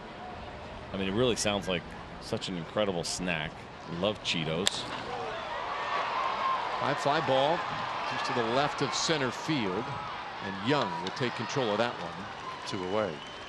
Okay, time for a Chevy game break. Let's see if we can find John Radigan.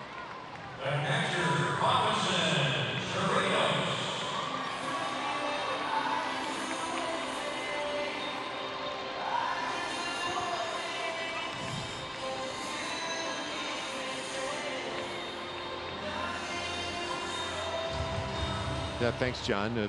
Both Oakland and Houston winning today. So the margin 2.5 games for Houston. Chirinos, another guy who has tested the dimensions of the ballpark today. He smoked a ball in the second inning that fell short. Rangers have had a couple of good cuts against Shoemaker. But the natural humidifier today, the heavy rains all day today, and what appear to be appears to be some soggy air, has kept the ball in the yard. Yeah, not yesterday. There was no soggy air in yesterday's ball game, and Robinson Chirinos joined the club, one of 6 home runs that the Rangers hit yesterday. And that was that inning where it seemed like every Ranger was hitting the ball the other way and hitting it with authority. Steve Rocky right there. 10 years since the Rangers had hit as many as 6 home runs in a game. 1-2.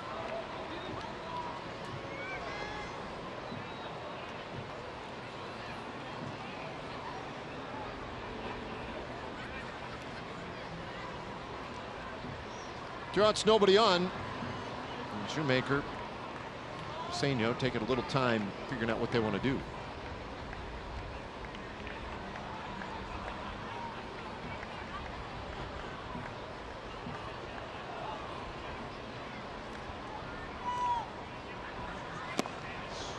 And a miss, and Chirinos strikes out. Just the second, rather third strikeout of the night for Shoemaker, and that's a perfect 5th. So we go to the 6th inning, still no score.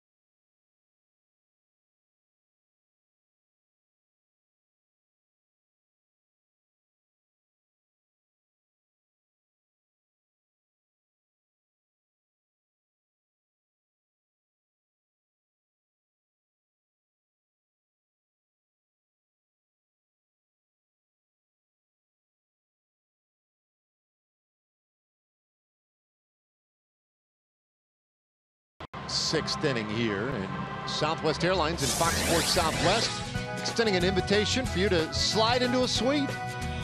All you have to do is tweet where you want to get away, tag Fox Sports Southwest, and use the hashtag sweepstakes for your chance to win a VIP Texas Rangers suite experience, as well as 40,000 rapid reward points.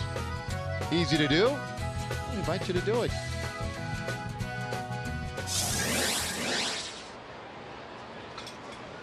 You can enjoy a suite right here in this beautiful ballpark. And great view. If you're lucky, maybe Emily Jones will deliver some of her banana pudding to the suite. Be quite the deal. Locked in on the banana pudding? Yeah. And that's what it is? Yeah. What do you call it? vanilla wafer treat. Mix and chill. Eric Young, 0 for 1. I actually think that would be a pretty good play. Opportunity to get a suite. Emily Jones will deliver her banana pudding. You don't think? No, I listen. There'd be takers? Oh, there'd absolutely be takers. Yeah. Question is, I feel like you're kind of obligating Emily to stuff. Well, I mean, what's she doing right now? Hanging out in the bunker? Life Emily, in the bunker. what are you preparing now? I'm working. I'm preparing juicy baseball nuggets for you guys. So, I think I'll stick with the pudding. Well, Young starts the 6th with a hit into left field. And now back to the top of the order. Well, what do you have for us, Emily? Yeah, I have a very interesting baseball nugget to pass along. It's about Robinson Chirinos and the relationship that he's developed with Ariel Jurado. He said that he really appreciates his demeanor on the mound, his ability to make adjustments. He feels like his presence is very veteran-like, and he said if he could compare him to one pitcher that he has worked with in the past, it would actually be Colby Lewis, because he has that kind of quiet, unassuming bulldog mentality on the hill. Yeah, I like that. And I will tell you, from watching from the outside, you can see it. You don't see this guy get too high, too low. It seems very steady regardless of what's going on. Ball hit well out to center field. DeShields on his horse, and he'll make the catch. Bang into the fence and hustle it back in. Young returns to first, but a nifty defensive play by DeShields in center field for the first out of the inning. We had a great view at this here, high home, to watch Delino DeShields take off for this ball. It's not the first time he's made a great catch this season. Some injuries have gotten in the way of Delino DeShields here, but watch this right here. I mean, he pretty much goes from 0 to 5th gear. Gets a great read on this ball. He knows that wall is there. We've seen him crash into this wall and make some amazing plays, not only this season, but last season as well. And certainly Jurado appreciates the great effort of Delino DeShields.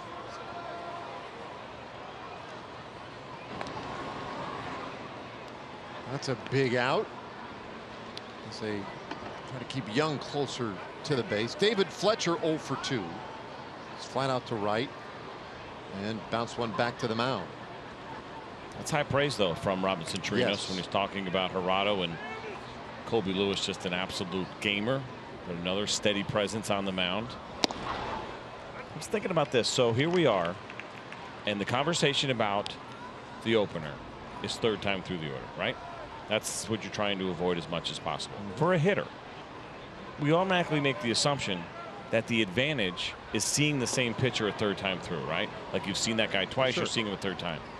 Is there advantage of it just being your 3rd at bat of the game, regardless of who it's against?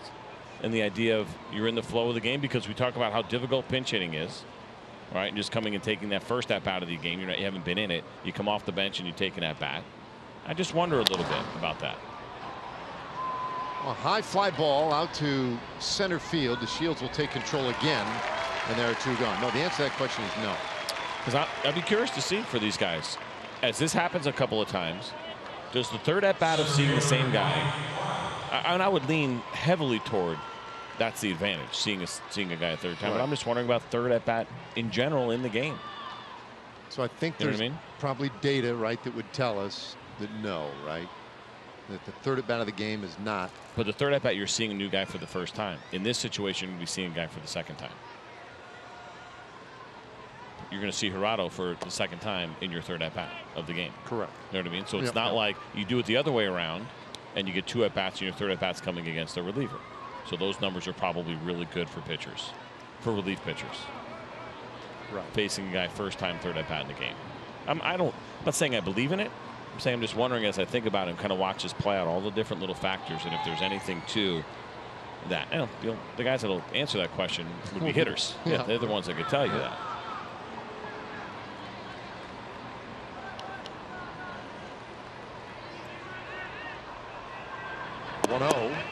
Trout takes outside. Our Kubota power stats tonight for this.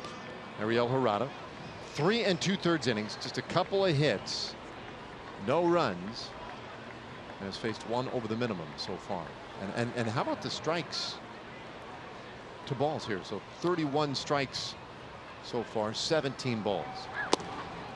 He attacks the zone. I think that's part of why Robinson Chirinos gave him the praise that he did. When you watch him go, he is all about filling up the strikes. And now we see him, of course, here in this 3-0 count. He's got a tough at bat in Mike Trout, but it's been 65% strikes so far tonight. Jeffrey Springs, by the way, 72% strikes.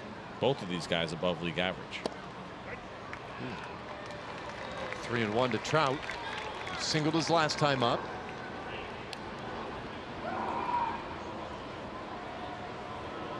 Yesterday we saw the Twins experiment by using an opener, an experiment that did not go well for Minnesota.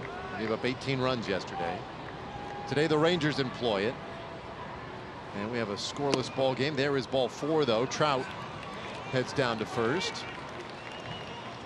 The Angels have a couple of base runners.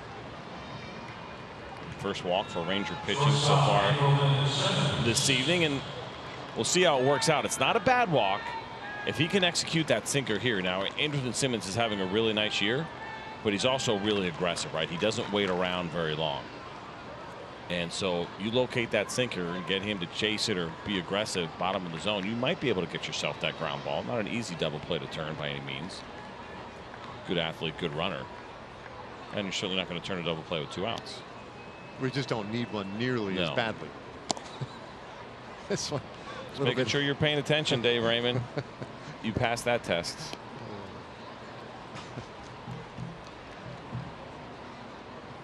Well, the Angels in that series down in Houston with runners in scoring position, they had 5 hits in 33 at bats in that series. Did not particularly do a good job of cashing in. So far today, 0 for 2. Young at second, Trout at first. 1-0. Strike called. So, was that Mike Sosa that said that? Well, I heard it. No, it's not. So you can hear the umpire. We got great microphones, and with these headsets on, you can hear everything. We know Mike Sosa pretty much riding umpires innings 1 through 9. 1. And a fly ball again out to center field. The Shields angling to his left, and that will do it. Angels leave a couple of men on. We go to the bottom of the 6th inning, still scoreless.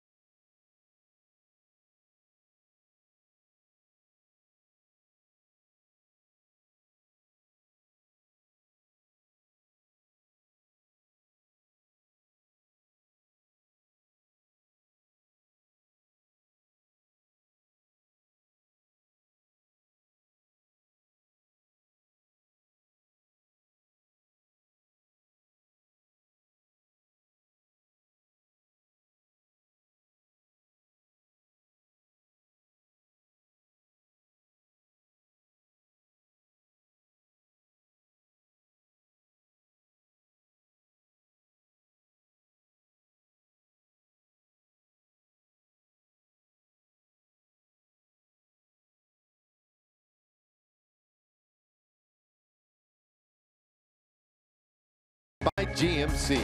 Visit your local GMC dealer today.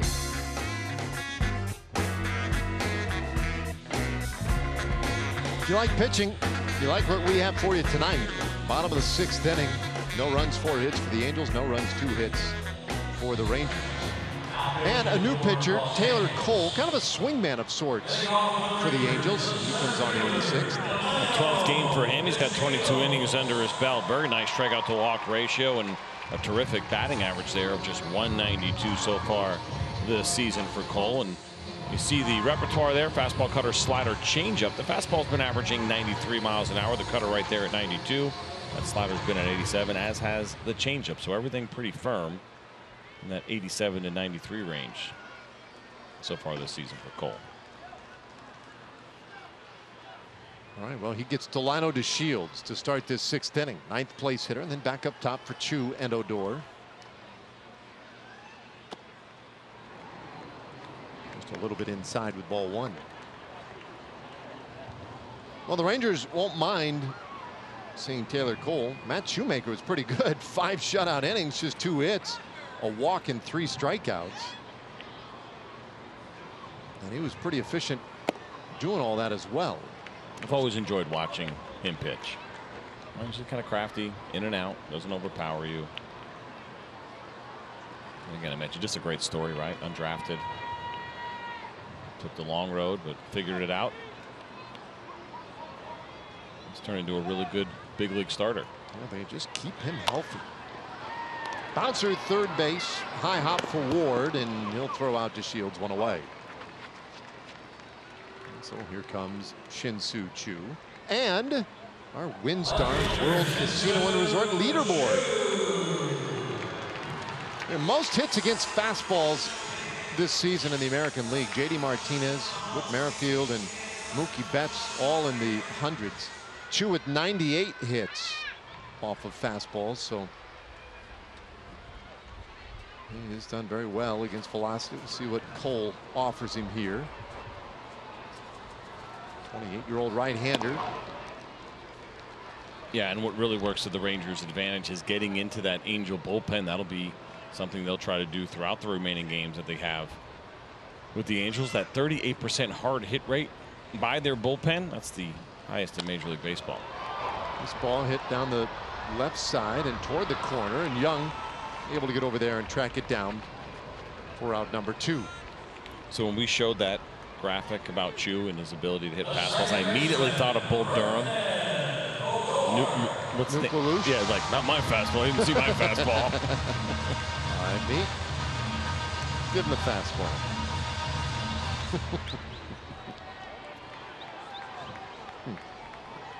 Nuke Lelouch. Here is Odor, 0 for 2.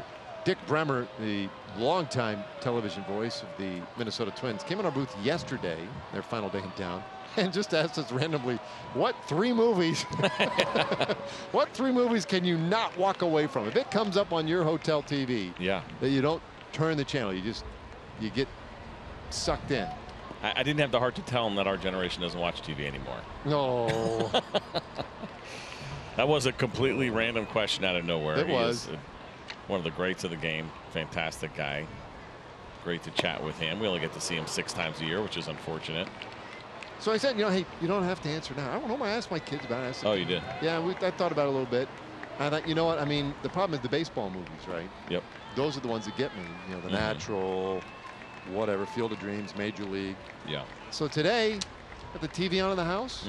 Natural comes on. Oh, wait. Sucked in. Day was over. Yep. Get the grass maybe tomorrow. It was raining. Oh, made it a real easy decision. Yep.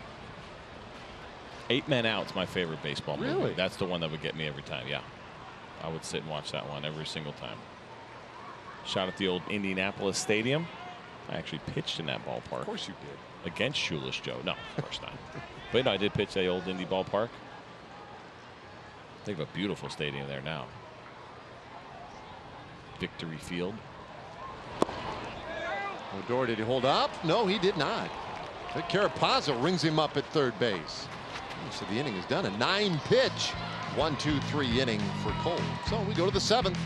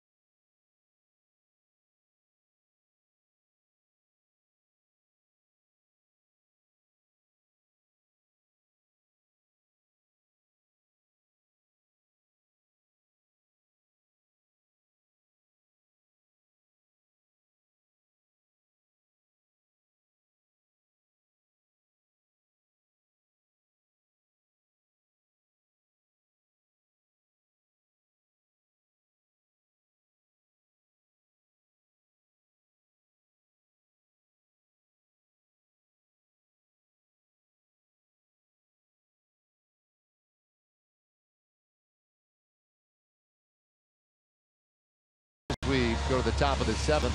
Little reminder about a Coca-Cola family pack. You know, they offer savings of more than 50% on things like tickets, kids zone access, food, souvenir programs, and Coke soft drinks. Family pack is a great way to catch the Rangers when they face the Rays on our next homestand, September 17th through the 19th. Go to TexasRangers.com/specials and get your Coca-Cola family pack today. Interesting, Zach Curtis has come on to pitch here in the 7th inning. Second game as a Ranger. This is what he did at AAA Round Rock this year. Good strikeout to innings ratio for him. Outstanding opponent's batting average. And, you know, we sit there, we'll try to evaluate this situation. And the reality is the Rangers threw 6 shutout innings using 2 pitchers. I think you would take that every time. I was a little surprised to see Gerardo out of the game, especially at this point in the lineup. I thought maybe he had 5 more hitters in him. Right. Based on how we were taught to believe this thing was going to go down. So I thought he had at least another inning. Although, so I'm with you, and I think the plan probably, you have to figure, was to have gotten 1 more inning out of him. But, you know, I go back to what we saw briefly when he came out or into the dugout after the 3rd inning, and he was looking at his right hand. He goes to talk to Kevin Harmon. And it's like there's a little blister issue or something that had developed there. And I saw him looking at it several more times later on as the game moved on. So it might have been with the humidity today. Something just was causing an irritation on one of the fingers. And that may have forced him from this game a little quicker than anyone would have liked. Could have been. Sure was good. Yeah, he was cruising along. He looked sharp tonight, and you'll get that from Gerardo. When he is on, he's good, man. I think he can go through any lineup. I think he's a good 5-6 inning pitcher potentially. He was on tonight.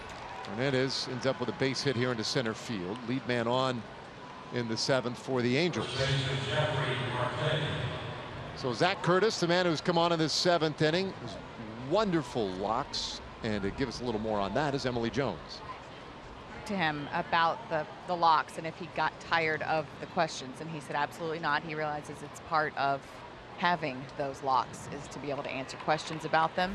He said the person who's probably most annoyed by his hair might be his wife, because when they go to get their hair cut, they actually go to the same salon, and all of the people that work there comment on, you know, how great his hair is. So I kind of feel her pain, because his hair is 10 times better than mine. He lets one go right here. Wild pitch all the way to the backstop. So Fernandez into scoring position. I wonder about a night like tonight. Humidity's pretty brutal for the hair. Feeling a little extra heavy.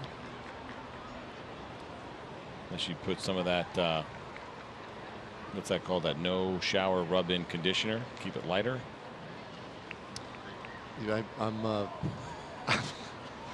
I don't know. What do they call that? I have no idea what you're talking about. Maybe it's a dry conditioner, dry shampoo. I think it's basically something you can use without actually getting in the shower. I mean, he knows. Obviously, he knows. It's like all the guys with the beards. They know how to take care of them. They know what products to use and yada yada. You could probably hide some stuff in there too. Yes, you probably could. That's a good point. He listen.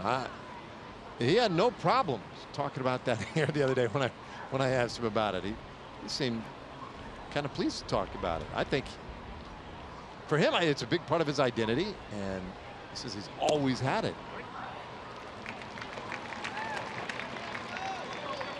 Some of it's superstition. Not only one year where he really felt like things didn't quite go right for him. It was a year that he did cut his hair. I couldn't stand dealing with that.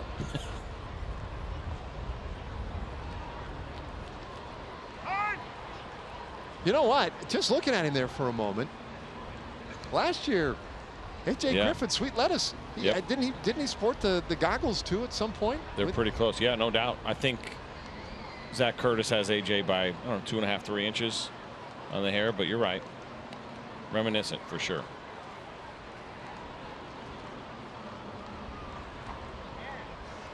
It was 1-2 to Jeffrey Marte, and that one was pulled foul. Look how get off that railing. Man, they went scattering down to that Angels dugout.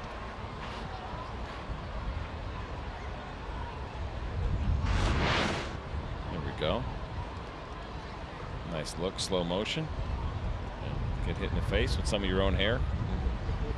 Nope.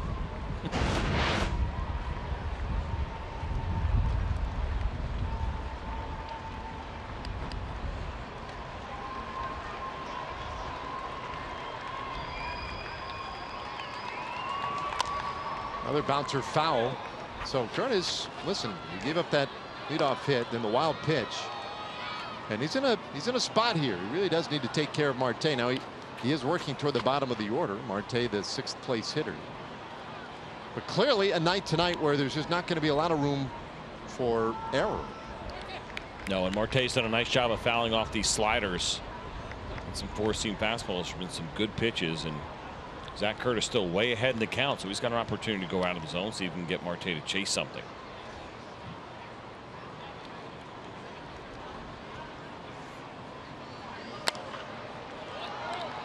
He did go out of the zone, and Marte was able to foul that off. The other part of that, you get in this count 1-2, you got a hitter giving you a tough at bat, fouling some pitches off, and you look at the next one. I would and say, okay, well, let me go out of the zone, but then also use it as a potential setup pitch. He swings at it, great, and fouls it off. He can't do any damage, or he might even miss it, strike him out. But if the bat stays alive in that situation, you go up and away. Now you got a chance, if you want to go with that breaking ball again, down and in, maybe buried a little bit more. You can always go change up down low if you wanted to, below the zone, to try to generate a swing and miss.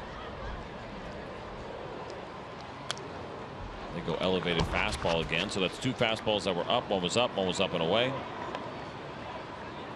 And we've seen Marte go out of the zone, but as a team, look at this, is in the American League lowest chase percentage. The Angels second at just 26%, tied with the Boston Red Sox, and not surprising. Look at all those teams and some really good offensive teams. The Angels, the only one of that group, probably not headed to the postseason, but still a good offense. Even though they're in 4th place, they do have a plus run differential of 23 coming into this one. That's odd for a 4th place team. Fly ball out to center field, but not going to go anywhere. Into Shields in good position to make sure that Fernandez stays put at second. One away. Well, thanks to T-Mobile, fans can receive a 20% discount on Fridays for the all-you-can-eat seats in the home run porch. You can get your tickets in the all-you-can-eat seats for September 21st, the last Friday home game of the season, when the Mariners are in town to take on your Rangers. Use the coupon code T-Mobile at TexasRangers.com/specials. Delano DeShields, by the way, has recorded the last 4 outs for the Rangers. He tied that major league record last inning. Yep. 3 putouts. Could he do it again in the 7th? Nope. This one hit well over the head of Chu and into the seats. And Taylor Ward with a home run, just his 3rd of the year. And that starts the scoring tonight. Angels lead 2-0 here in the 7th.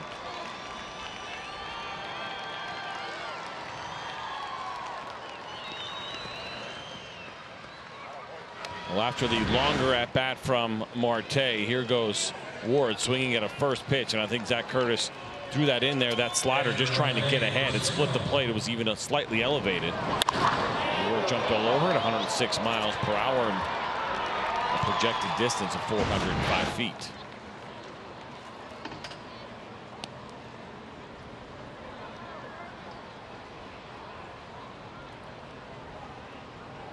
So the base is empty now for Jose Briseño.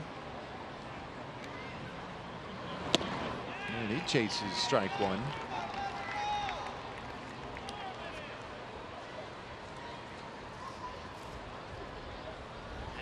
If you guys hang at it. Connor Sadzik got a lot of work in down in that bullpen.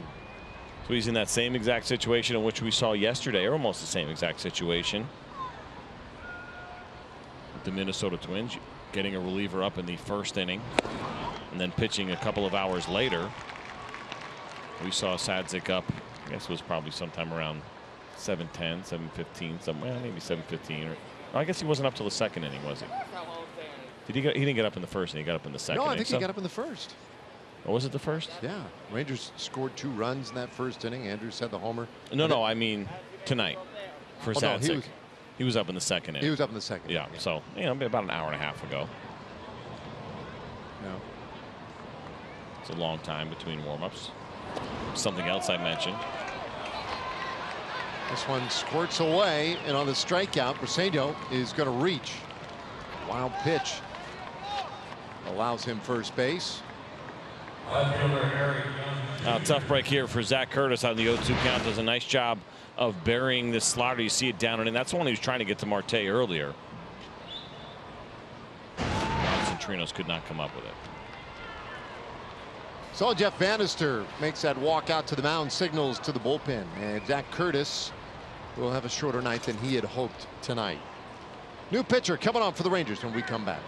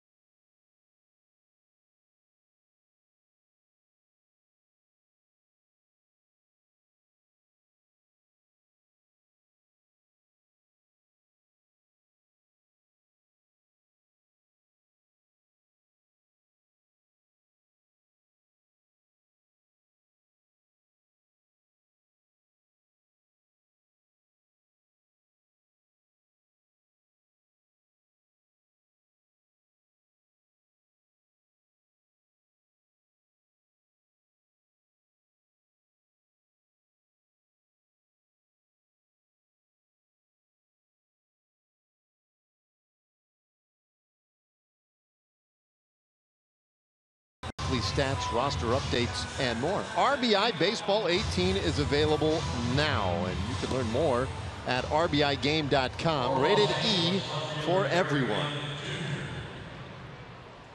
So Connor Sadzik has come on here, his 2nd appearance for the Rangers, made his big league debut a couple of days ago against the Twins, and was electric. Got a strikeout, the only batter he faced. And he's a fun one to watch, so looking forward to seeing how he fares here with a man on and only 1 out. And he touched 100 miles an hour, which was fun to see. We saw the fastball 99 to 100, and the breaking ball Talk about speed differential. 80 miles per hour, the one that he threw. So now he gets an opportunity to inherit a runner at first base with 1 out. He's the 4th pitcher of the night for the Rangers. Eric Young Jr., the hitter. And that first one right in there. 97 miles per hour. Strike 1.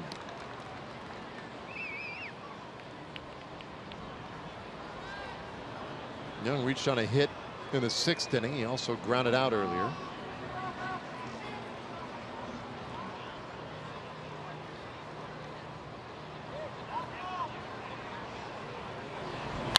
Bounce up the middle. Sadzik knocks it down with his cleats.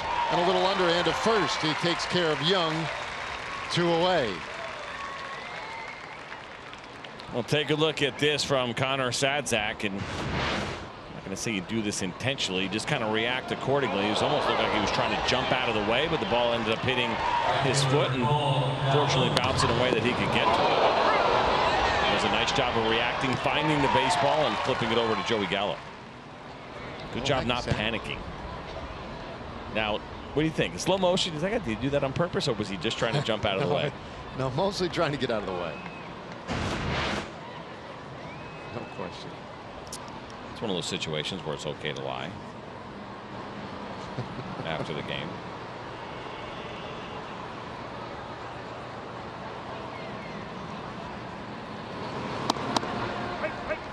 Well, in Calhoun's last at bat, we saw a pretty special catch here by Delano DeShields, and StatCast AI is powered by AWS, and this is a 46% catch probability right now. StatCast will tell you that when it comes to going into the wall, sometimes the numbers will get a little thrown off. And the question becomes, do you think that in that starting spot, essentially 50% of center fielders catch that ball? I know that's not exactly how this works, but Mike Trout make that catch? Sweener, right? It's hard. Yeah, it's hard to say. Yeah. Lorenzo Cain, I'd say yes. Got a lot of confidence he makes that catch. Jake Cave? He was pretty impressive. I'm going to say no.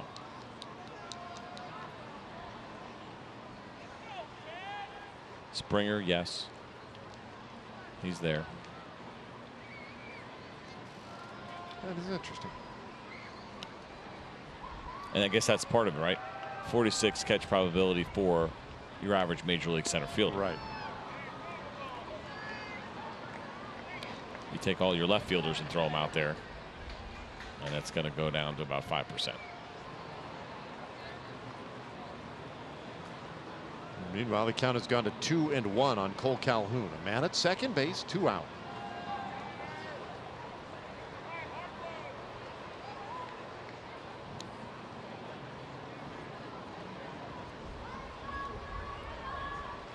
Sadzik with a look back at second. Oh, that one very high. 3-1. RTXU Energy power player to watch. Hard hit balls. Those are 95 and above off the bat.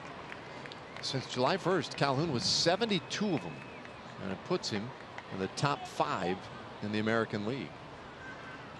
Pretty impressive. And Calhoun, you might keep in mind, or you might be alerted to the fact that the first half of the season, brutal. There are some real concerns about him as he takes ball 4. Well, the Angels have a couple of men on. All right, with 2 base runners and 2 outs, David Fletcher coming up. But first, we'll pause for a moment to hear from our friends at Southwest Kia. At Southwest Kia, we've made car buying easy. $250 down delivers, monthly payments $250 a month or less. SouthwestKia.com. Okay, 2-0. Both runs have scored here in the 7th inning. Sadzik now to work to David Fletcher.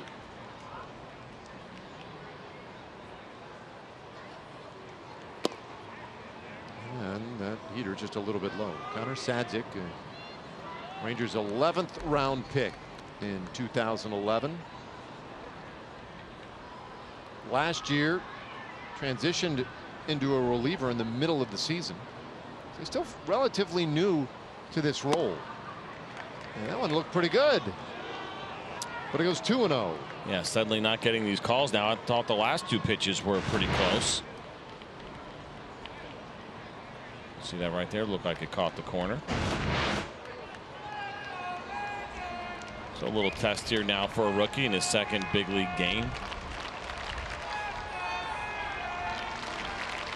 And did Rugi talk to him there, or did he only touch the probably rosin just and didn't say anything? Which is okay. Not an official mound visit. That's kind of a sneaky move that guys will do. Smart move by Rugi. There's a high strike at the count. 2-1 on Fletcher.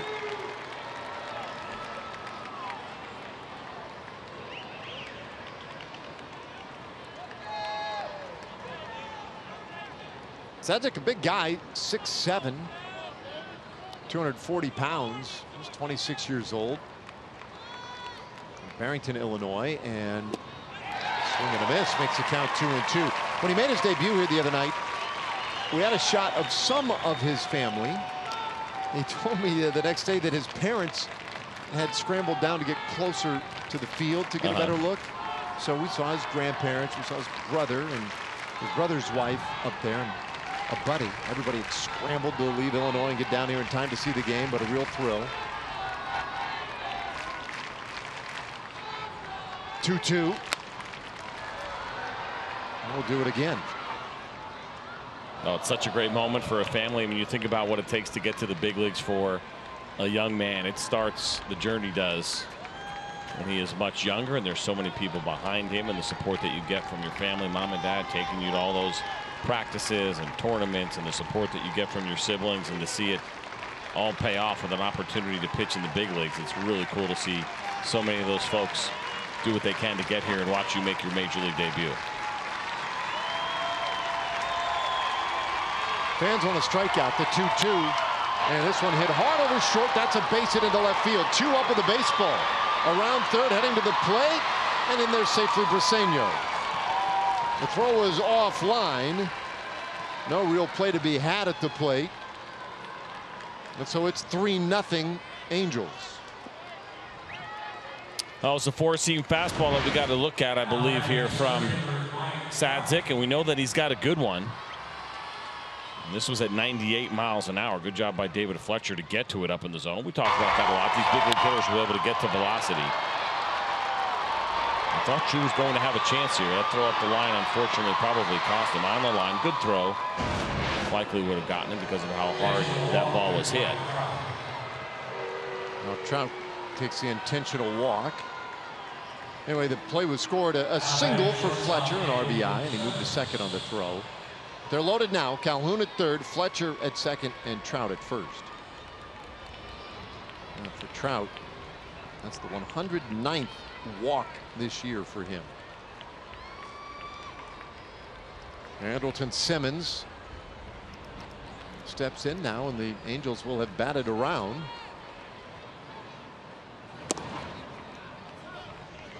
The run that just scored, Briseño coming to the plate. That one charged to Zach Curtis's line. And that's a tough one too, because he reached on the strikeout and wild pitch. Those are always frustrating to make a pitch, but unfortunately it's in the dirt, turns into a wild pitch. Runner gets on, and eventually comes around to score. High pop up out into shallow center. The Shields with the long run in, and the huge glove will make the play. Inning over. Angels get the first 3 runs of the game, however. It's stretch time here, 3-0 LA.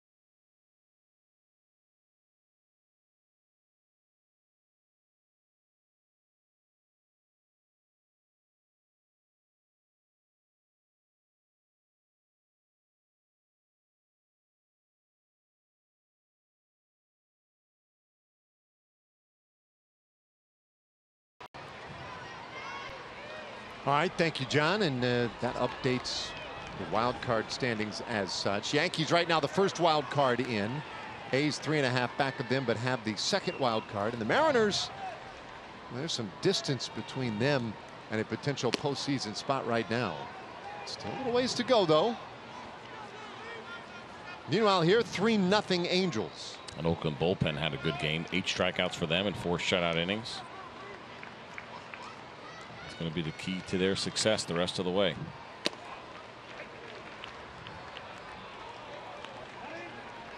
That's very interesting. Elvis didn't like that call. That pitch certainly appeared to be off the plate. Briseño was shaking his head as soon as he caught it, as to say, good job. He's got his glove off the plate. Look at that. Shaky, shaky, yeah. Wow. Interesting. 0-2. Yeah, they wanted a little further out, and Andrews spoils that one. That was weird when I saw him shaking his head, nodding his head up and down. I thought his point was, hey, it's all right, you didn't get the call, but that was a really good pitch. That's what we were trying to do. Because we've seen him do that a couple times tonight. He's been pretty animated back there. A couple times where he's been given the fake shake. You see him there, tapping the ground, telling his pitcher to come toward him. And this one back up the box and a base hit for Elvis, his second of the night. The Rangers have a key base runner on here to start the 7th inning. Don't miss a minute of the action this final season at Globe Life Park. Full and half season tickets are available for next year, and they're on sale now. Plus, as a season ticket holder next year, you'll be in line for season tickets at the new Globe Life Field, opening in 2020. Go to TexasRangers.com/seasons or call 972-RANGERS to learn more about season tickets. Great scene here. 3-0 Angels, and Nomar Mazara 0 for 2. So we watched Briseño with the yes shakes. Watch this after this ball's hit. No. No, not that one. Because remember, first of all, there was a shake off in there, which of course, you know, most pitchers, they feel so strongly in what they call and feel so good about it. Not that their feelings are hurt, but you know, he's back there, he's working hard. You could tell. We've seen it tonight. And then you shake off and give up a base hit. You're going to get the no. No. Wrong. I told you. You should just listen to me.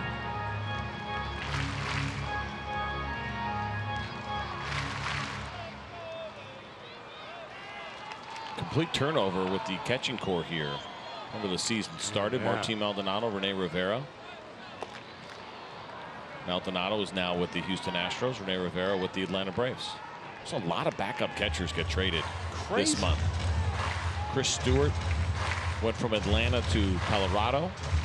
We saw Bobby Wilson go to Chicago. Jimenez, right? Yeah, from Cleveland, and then Jimenez from Cubs to the Indians. Yeah, really, really wild.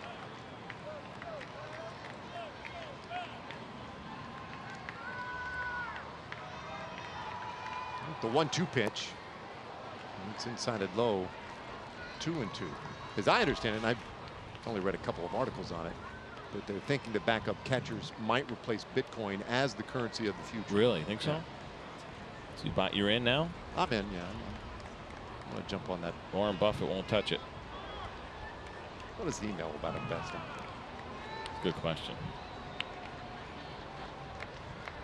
Andrus at first, and you can tell Briseño has got a kind of a wandering eye on him. He's been looking into the dugout for a pick sign. He's checking after pitches are delivered to see if he might have an opportunity to sneak one behind Mazara down there to first. Maybe catch Andrus sleeping. Let's see if he. There you go. 4 steals this year for Elvis. And that one is inside. It's a full count.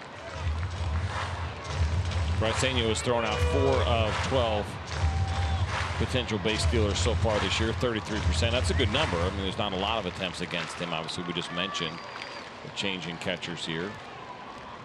There he goes. He's done that multiple times today. The fake shake. Runner goes. 3-2 pitch. That's high ball 4. Fans reacting to the play, but it's sort of a non-play because the walk. puts Andrews at second base regardless. So the Rangers have 2 men on. Nobody out, and so after giving up 3 runs in the top of the inning, now a chance to get them right back.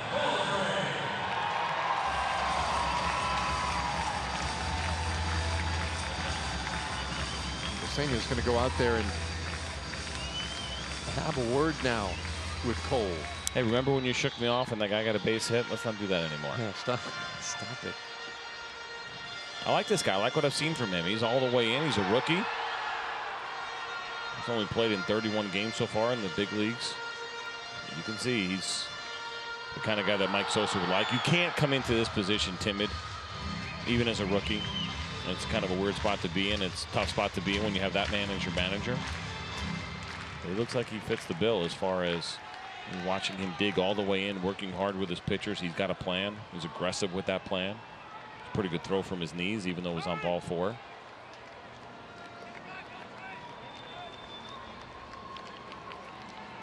That time it was Adrian who asked for time. Beltre 0 for 2. And he'll take high. Ball 1. I don't want to spoil anything for your big national broadcast. Oh, that's right. Talking to Adrian earlier this afternoon. He's expecting to play third base tomorrow, so he'll be in there. And he has fewer and fewer games that he does get a chance to play third. Did he say he's doing that because he doesn't like when you call the games when he's at third? Mentioned something about that, yeah. So the other guys make a bigger deal about me. But that's the last thing Adrian wants. We know that. We're going to find a more humble future Hall of Famer. Shoots it foul. I say that too, though, because so tomorrow's one of those days where fans at the ballpark or viewing on TV will have a chance to see just more of Adrian, right? When he's DHing, we see him a couple of times a game at bat. When he's in the field, you get a chance to see him for the whole game. And, you know, we just don't know how many more of those days we're going to have. It's a 39-year-old veteran who's a little undecided right now about his status for next year. And I would implore folks to take the opportunity, keep an eye on him, enjoy those moments. It's always something. Yeah, if he were to retire at the end of this year, tomorrow would be his last national game. It's the last national game for the Rangers this season. Now, he hasn't said that he's, you know, done. Still a lot to go into that. In fact, he said we're waiting until the season is over till we really broach that subject. Hits this ball hard out to left field. Young ranging to his right, reaches up and makes that catch. One away.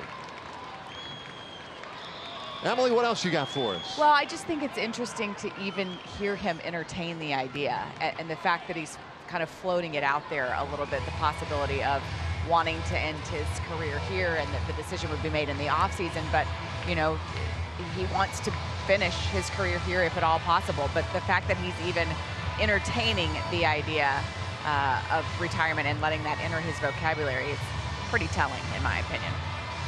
I agree. I agree. One of those things that has us all a little concerned.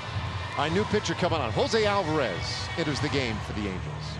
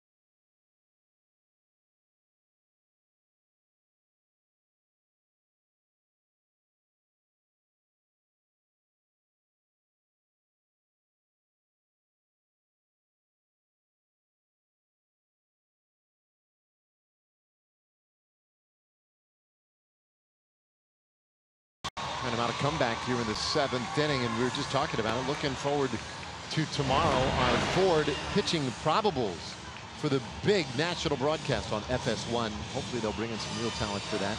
Andrew Heaney will have the start for the Angels. Last time we saw him, it was here, and the Rangers batted him around a little bit. Mike Minor been so good since the All-Star break. He'll have the ball tomorrow for the Rangers. Good pitching matchup. Should be a great ball game.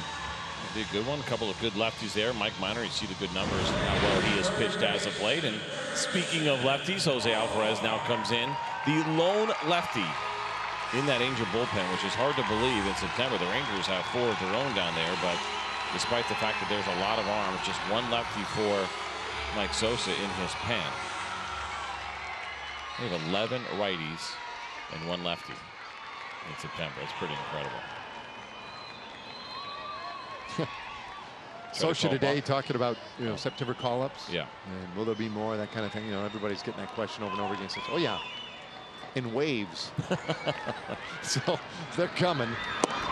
As Profar takes off the plate, ball 1. Hey, really important, I think, to finish on the Adrian Beltre conversation. What John Daniels had confirmed today, there was some news that there was actually an opportunity to trade Adrian Beltre before that August 31st waiver deadline. They had been presented with something. They didn't say if they approached a team or if the team approached them. They didn't say which team it was.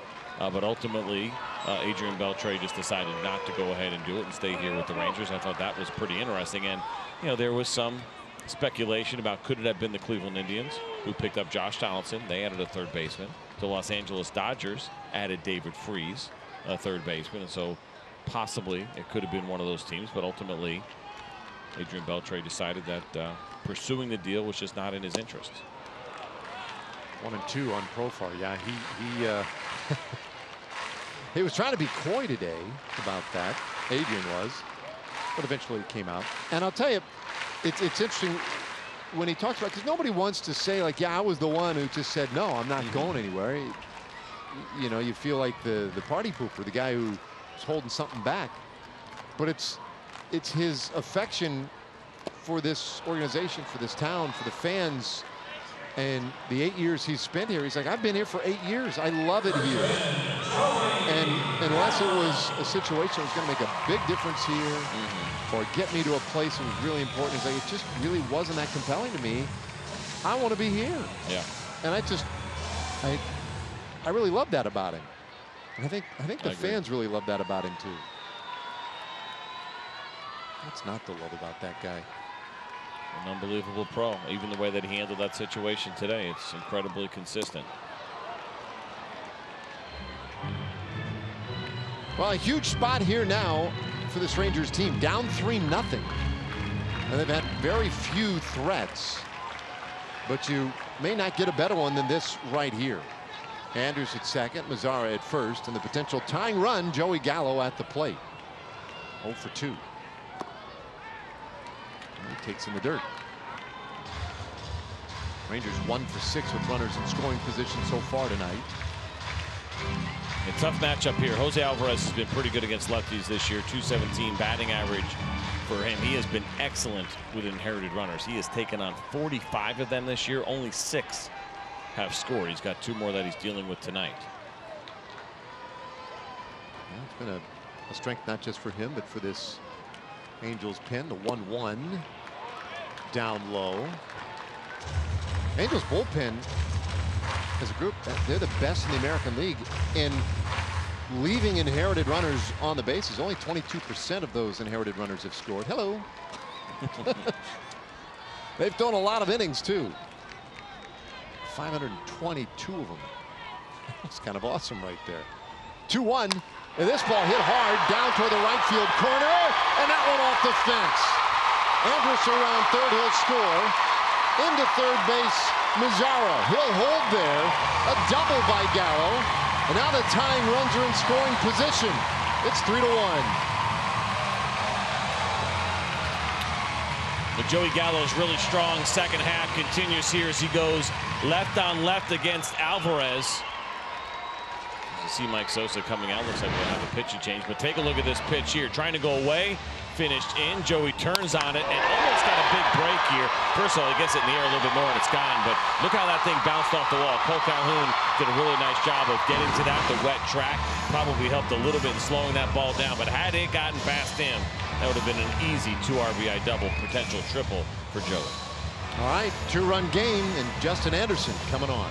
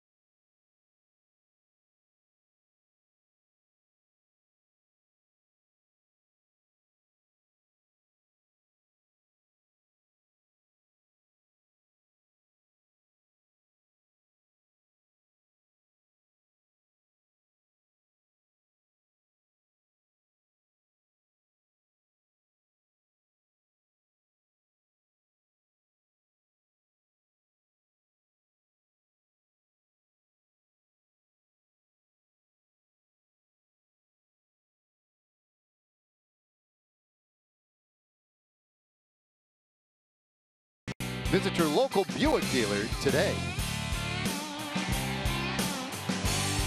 Well, that Gallo double, 113 miles an hour off the bat. Man, where's that launch angle when you need it? Right? I mean, just a little bit, it's gone. Maybe a degree, if that. Yeah. He smoked it. Nice at bat for him against the lefty. Now the right-hander, Justin Anderson, comes in. Game number 51 for him. This guy's been a really good story. Rookie for the Angels this year. 62 strikeouts at 33 walks. A very nice 208 opponent's batting average against. Got a good fastball. It's been averaging 97 miles an hour this year.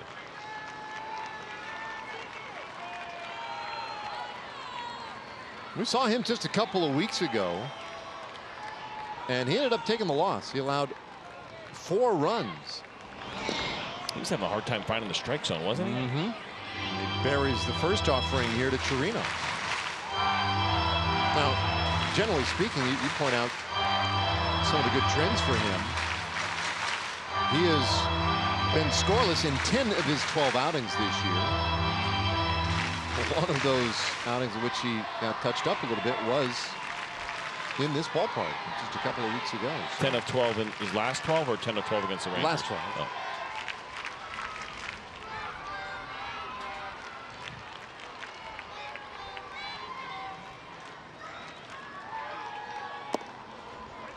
That's a strike. 1-1. 2 outs here. Mazara's at third, Gallo at second base. Potential tying runs. This 7th inning overall, top to bottom's been pretty lengthy. Maybe, I mean, nearly as long as the first 6 innings. First 6 innings were cruising. Yeah. 2-1. Between both clubs, we've seen, what, 5 pitchers in the 7th? The Rangers threw Curtis and Sadzik. And now you're at Alvarez, Anderson, and Cole started this inning, didn't he? Yeah. Yep. 5 pitchers here in the 7th inning. So far. Hello, September. Yeah.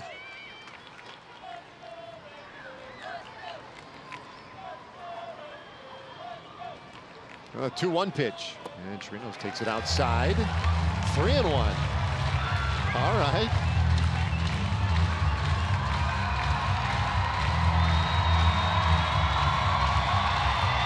Delano would love to get an opportunity.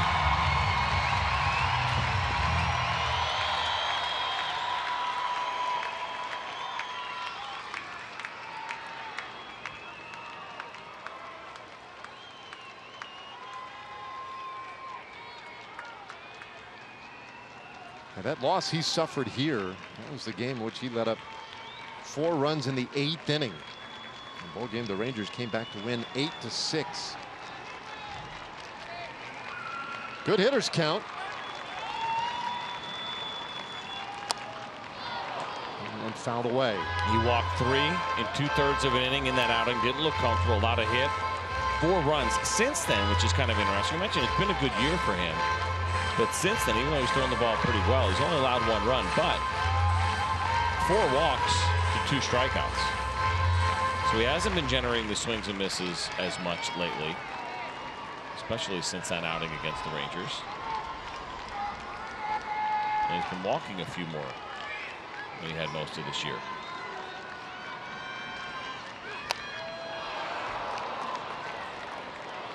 .97 miles per hour, but Chirinos able to spoil it.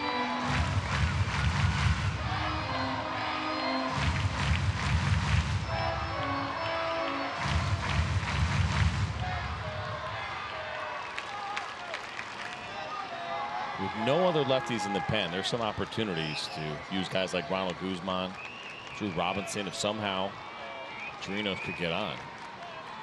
I wonder about going to a guy like Ronald Guzman to pinch hit.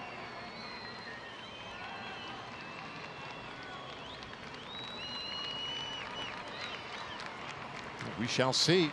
We'll learn a lot with this pitch right here. It's on the way. And that is ball 4. So the bases are loaded.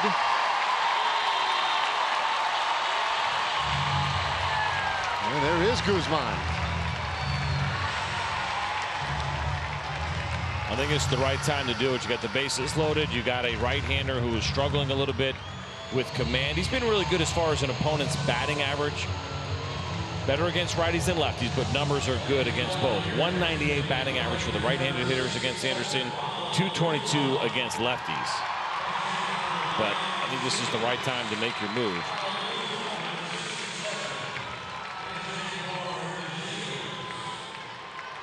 And while the batting averages are pretty similar, the OPS for lefties about 100 points higher against Justin Anderson this season. But a base hit will do it. 2 outs. That's all you're looking for, is some contact, the ball down on the ground in the outfield. This game should be tied. Well, the Condor 1 for 5 as a pinch hitter. Out of a game yesterday. 3 for 5 day, drove in a run, scored 2. Lately, he's been swinging it pretty well. And the first pitch to him. Ooh. Getting a little extra on the corners. 0-1. I'd say over his last 5 or 6 plate appearances, Ronald Guzman has had a handful of called strikes on pitches that were out of the zone. That was a breaking ball. I don't think that ever crossed the plate. That's a big break in a situation like this.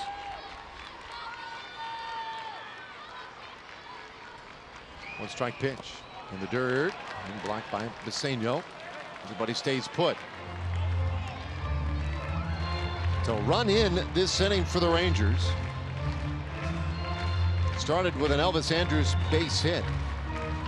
Since then, a couple of walks, the Joey Gallo double. The Rangers sitting right now on a great opportunity. Zara, Gallo, Chirinos from 3rd to 1st. There they are. Great opportunity for Guzman.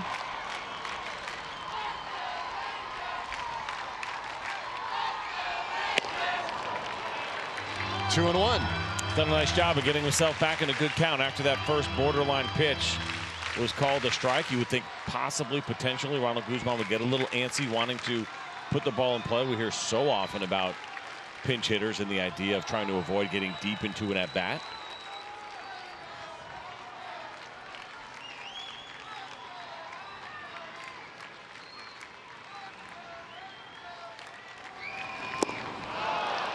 Two and 2. Ronald Guzman looking back at Jerry Lane and asking him whether that pitch was a strike. He had some doubt in that swing. He didn't let it fly. It was a good 97-mile-an-hour fastball with some depth to it. Anderson looked like he got on top of that one pretty well, drove it down. Guzzi a little bit unsure whether or not that was in the zone.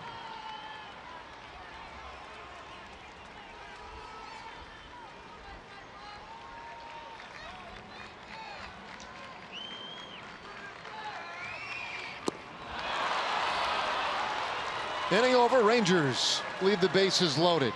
Tough way for that one to finish. We'll go to the 8th. Angels on top 3-1.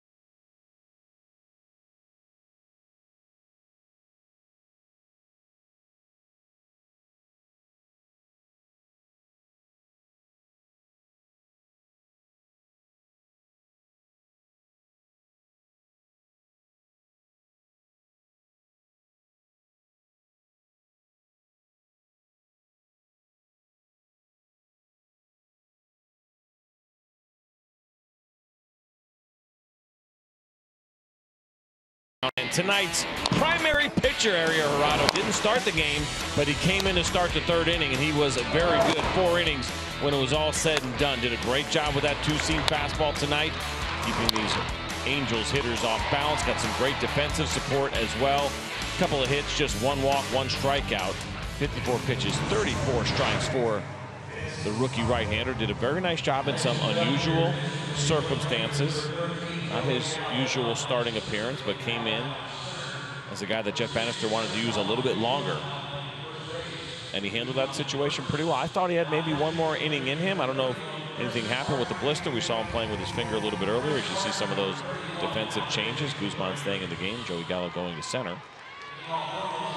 But nevertheless, thought he handled the situation well and certainly turned it in a very nice outing. Well, Chris Martin added to those lineup changes for you. Martin, the new pitcher here in the 8th inning. Pretty incredible strikeout to walk ratio for Martin this year. That 30 strikeouts to just 5 walks.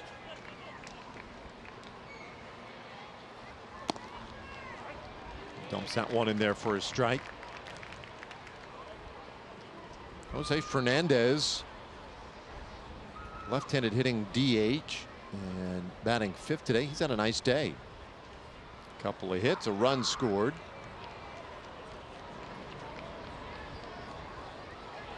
Of course, he also struck out in the 4th inning and went spinning around like the Tasmanian devil in front of the plate and was called for interference. Outside of that little moment, pretty good night. I really loved the Tasmanian devil as a kid. Oh, he was the best. Yeah. Seemed like a nice way to go through life. Pop up left side, and this one out of play. 1-2 the count. So Martin, the 5th Rangers pitcher tonight. Springs the 2 scoreless. Gerardo, the 4 scoreless. Zach Curtis, kind of an unusual looking line given the way he threw the ball. He had the strikeout there, but anyway, 3 runs in a 1/3 of an inning. 2-2. And Sancic got his 2 outs of scoreless ball there in the 7th.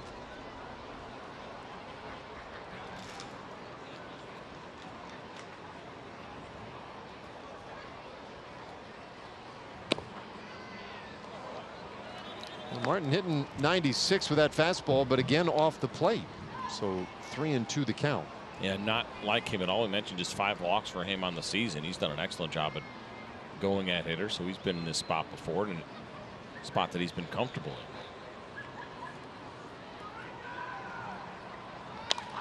Little bouncer, shortstop. And Andrews takes care of it. One away here in the 8th inning. Well, come support a Texas tradition like no other with our first ever Whataburger theme night here at Globe Life Park. Saturday, September 22nd. Now you can purchase theme nights tickets through this special offer and receive a limited edition Whataburger themed Texas Rangers trucker cap. Get your tickets only at texasrangers.com/theme nights.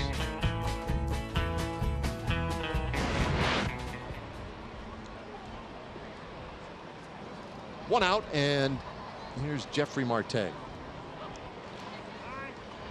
The thing that hit me tonight, we do this countdown out in left field every night now. Number of home games remaining until the new ballpark. Regular season. Regular season games. That's right. And as they were taking it down today, they were peeling the number 90 off the wall to reveal that 89 games. I said, whoa, I did the math. Yeah. Oh, there's 81 regular season. So there's only 8 games left. That's it. There's 8 Texas Live. home games left. It's hard to believe. If you haven't been, get there now. You could say you were there in the beginning when it first opened. First month that it opened. Everybody that I've talked to, oh wow, this is much better than I expected. Much different. It is a fantastic experience. You will love it. The place was swamped yesterday. LSU Miami game, Ranger game. I'm sure Pudge's pizza was flying off the oven. Yeah.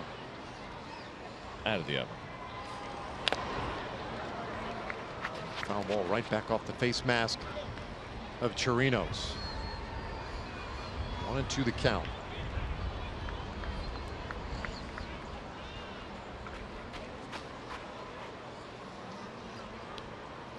I'd say the one thing that stands out for me about Texas Live, you know, I took a couple of the Twins announcers there the other night, is that once you're in, you walk in and you find an establishment, sit down and maybe have a drink or whatever. Oh, there's strike 3 called. Marte down looking, so nice job so far here by Chris Martin in the 8th. Anyway, you're Marte all the knew places. it too. Yeah, he knew it real quick on this fastball. Watch this replay. Painted on the outside corner, outer half. Marte knew it. Please continue. No, you're everywhere. Anyway, 2 down. You got a job to do. And it'll bring up Taylor Ward. You're saying once you're there, you're there? Once you're there, Access you're to at all the everything. establishments. Yeah, I agree. You don't have to go outside, cross the street, or any of that nonsense. You're there. To deal with the weather if you don't want to. That's the difference between what they did in Atlanta with the Battery, which is beautiful. They did a really nice job. But if you want to check out different establishments, you have to leave the one that you're in and then go to the other one. That's a little bit more of kind of an outdoor mall feel to it. I have to get the Lockharts. I haven't gotten there yet. It's going to happen either not tomorrow, maybe Wednesday. Well, they told me they're a little disappointed in you so far for not coming by.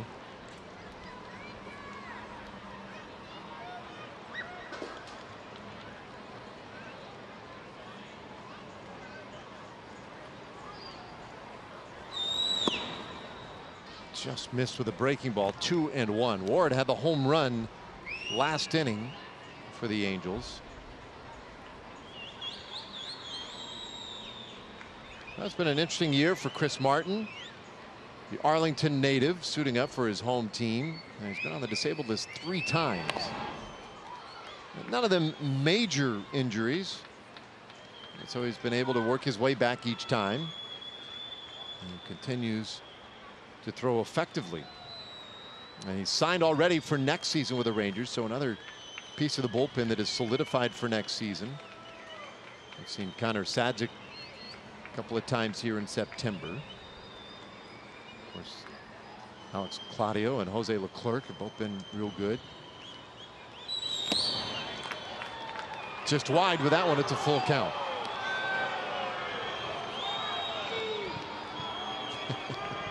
These fans have had an opportunity tonight to disagree with a number of balls and strikes called, and becoming more and more outspoken as the evening has worn on. Jerry Lane, hearing some of those voices. I wonder how good they are at not letting that affect them. Does it make you angry if you're an umpire? You hear it all the time. told you this before. I think one of the most interesting things I had ever heard from an umpire, he said, remember, we never have a home game. Not that we're not in our home city. There's sometimes that happens. But there's never a time that the crowd's behind us. They're always against us, no matter where we are. It doesn't matter. I just wonder if that wears you out or if they're just good at not even hearing it, not letting it affect them at all. Well, I would gather as time wears on, they're better at it. Yeah. But you could hardly be human and not let some of that get in there.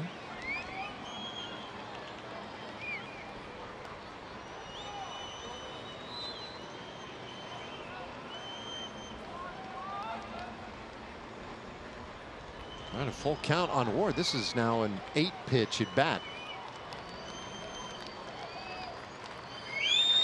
Breaking ball, and it's bounced to third base. Easy hop for Profar. And a 1-2-3 8th inning for Chris Martin. Last of the 8th coming. Rangers trail by 2.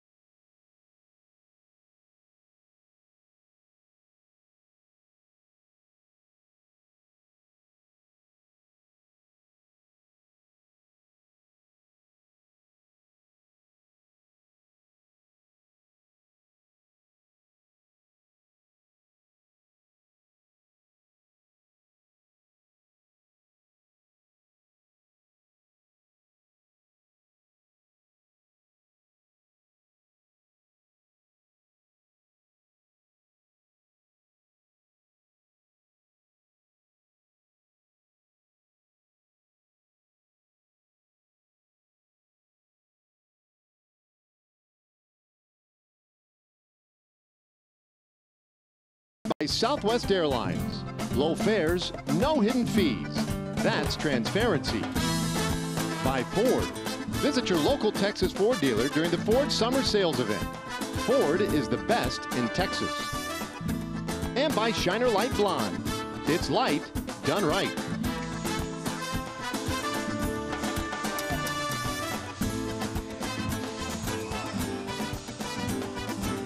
Rangers down by 2 here at the bottom of the 8th inning.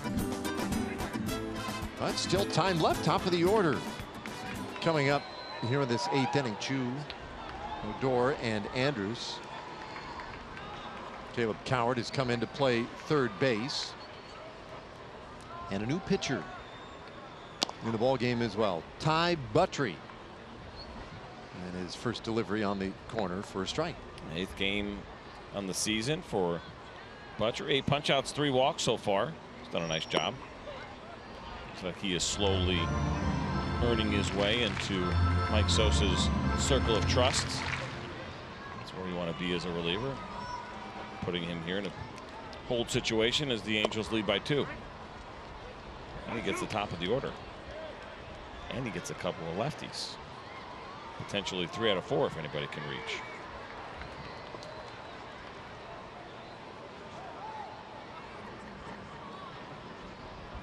One-two pitch in the dirt.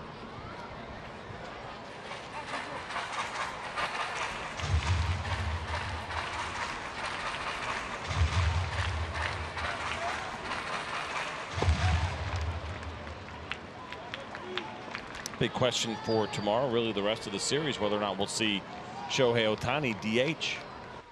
Right, he pitched on Sunday in Houston. Strikeout of Chu. One away here in the 8th inning. And 2 2/3 yesterday did Ohtani. Threw, I believe, 49 pitches. Some of the work that he did yesterday. Looked pretty sharp early on. Struggled a little bit after the fact. George Springer got him for. Springer hit a home run off, if I'm not mistaken, if my memory serves. Tried to catch that ball barehanded. That's always ill-advised. But there was some talk about maybe his back stiffening up just a little bit. Nothing they were too concerned about. His velocity dropped at the very end of the outing. I said it wasn't anything that they were concerned about. But if it's the back, they're going to let him DH tomorrow. I don't know. Yeah, I don't know either. So they did do an X-ray on the finger, the ring finger. It was contacted on that play where he tried to barehand the comebacker. But his manager, Mike Scioscia, said, yeah, probably not necessary to do the X-ray. We did it anyway. Nothing wrong. No MRI done on the back. So I don't think it's that big a deal. 2-1. I guess the question just becomes risk versus reward, right? The idea of, does he need these at-bats? How much does it play into what he'll do next year? I would think they wouldn't take any chances. 5 more years of control on Ohtani after this one. They're not a contender. Which further complicates his Rookie of the Year status. You know, if he pitches the rest of the year, it's kind of interesting. It makes it harder to judge him. He missed a lot of time. And there's some rookies that are having some really nice years. Gleyber Torres, Miguel Andujar. Roller down to first. Marte goes to the bag. 2 gone. I think Andujar right now is the leader.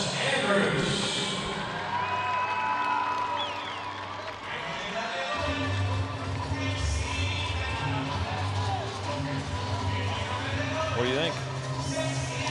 I don't know. I don't know where I am yet. I mean, I think there's still some questions that could be answered, right? Yeah. In the remaining nearly 4 weeks.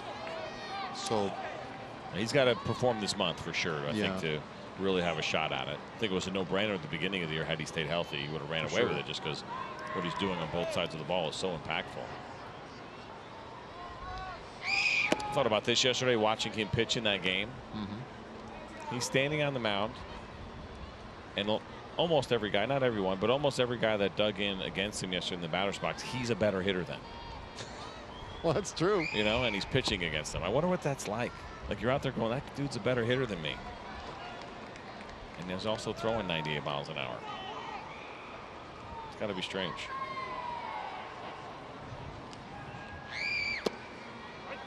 There's a strike, 2-1.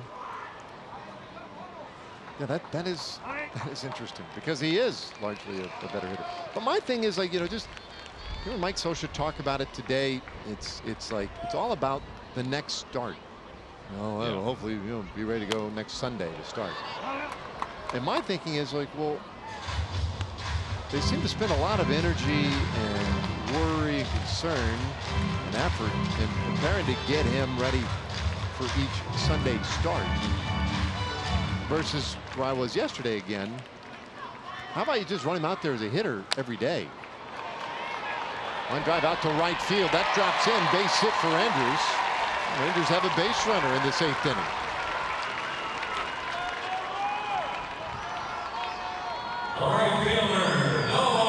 Good job by Elvis to fight this off. We're going to get a look at this pitch first. There's the grip. The 96-mile-an-hour four-seam fastball. Elvis is able to fight it off and turn it into a base hit. Elvis so good, of course, at pulling those hands in. Inside-out hitter. Oh, blue pit. I'll take it.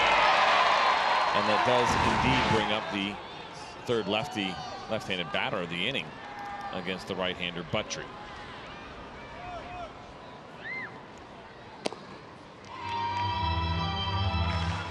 Bizarro 0 for 2 with a walk.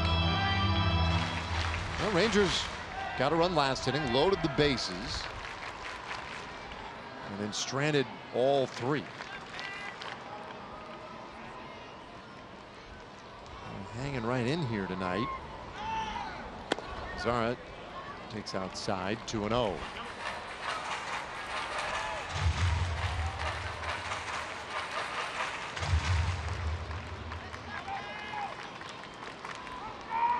Had some good swings tonight.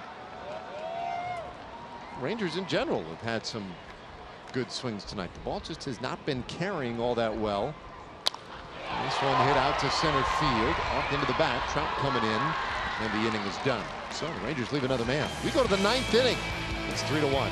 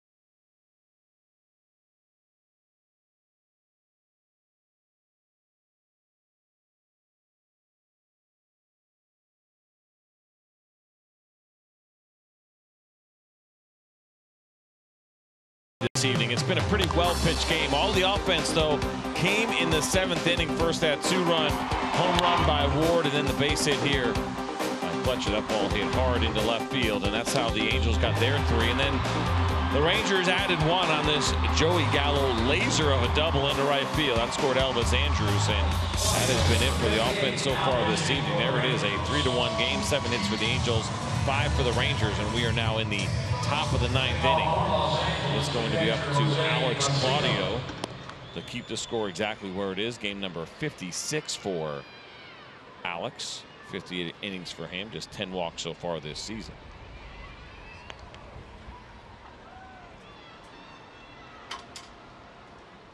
Our 5th reliever used today around the primary pitcher, Ariel Jurado, who went 4 shutout.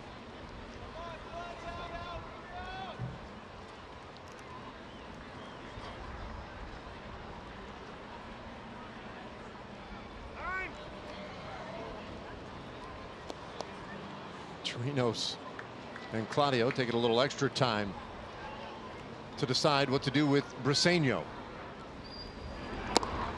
And they float that one right in there for a strike. First pitch changeup at 72 miles an hour. That changeup has been the bread and butter for Alex Claudio. Such a tough pitch for right-handed hitters to stay back on, especially when he locates it down and away. 0-2.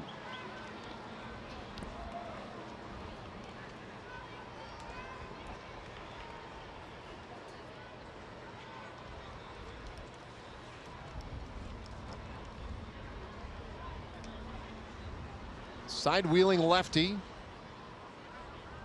4 wins, 2 losses this year, and he gets a swing and a miss. Briseño strikes out to start the 9th inning. That didn't take very long at all for Alex Claudio. That was a big calling card for him last year, how quick the innings were to change up below the zone. See Briseño just swinging right over the top and chasing it. But remember that last year, Alex was averaging what, about less than 13 pitches per inning, which is just incredible. And the efficiency in which he was carving up good big league hitters consistently last year was really something that was enjoyable to watch. Talk about pace all the time. It was a non-issue for him. This is his team high 56th appearance. 13.7 was that number last year.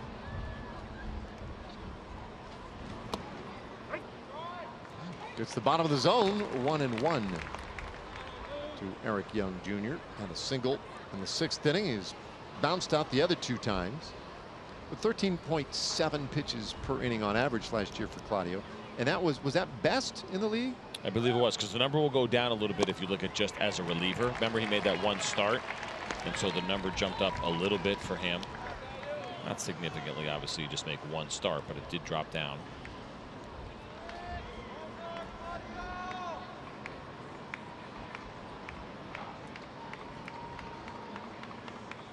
One, 2. It's a little low. Alex Claudio as a reliever last year. Yeah, it dropped to 13.6. Okay. That was a big drop, but that was the best in all of Major League Baseball last year among qualified relievers. There was no other reliever that threw less than 14 pitches per 9. He took on a huge role. Eventually ended up being the closer of the Rangers last season. Picked up 11 saves and 15 opportunities. It's a bouncer up the middle. Nice play by Andrews, and he takes care of Young. 2 away.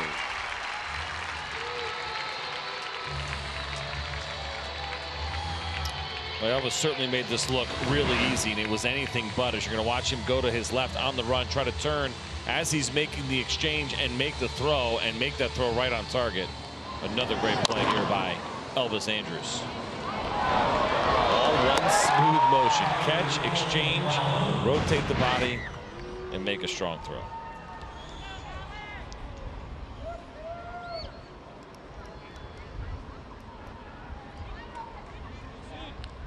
Now the top of the order, Cole Calhoun, who is 0 for 3 with a walk.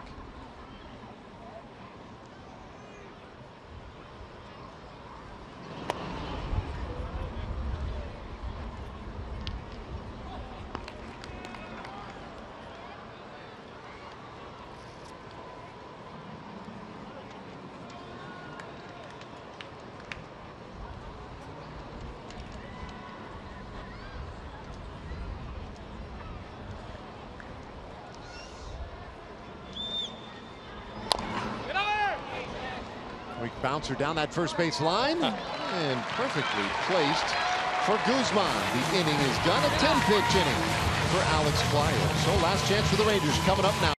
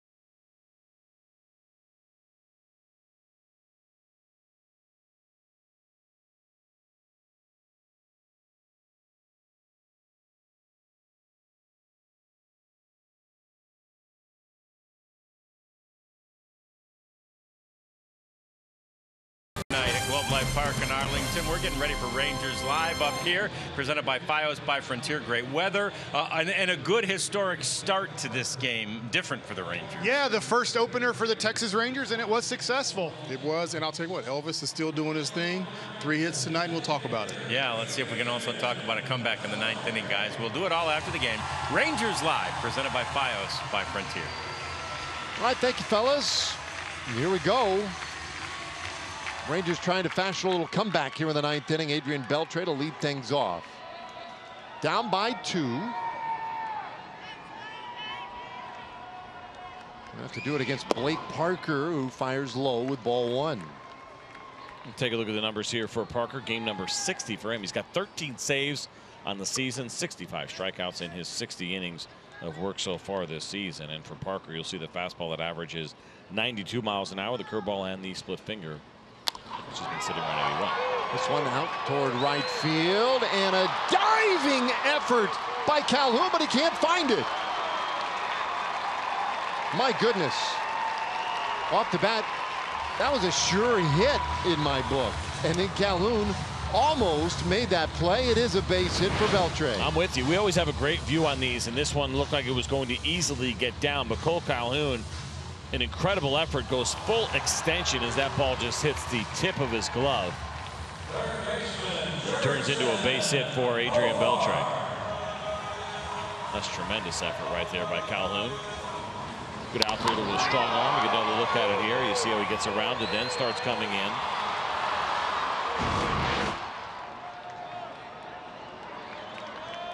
So that's huge. Now the tying run comes to the plate for the remainder of this 9th inning.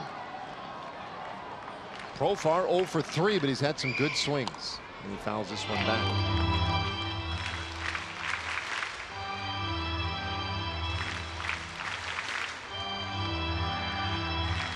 He lined out his first time up in the 2nd. Hitting a ball up the middle. And then in the 5th inning, hit a ball well to center field for an out before striking out his last time up. Home runs have been an issue for Blake Parker this year. He has allowed 11 of them in his 16 1/3 innings. That's a huge number.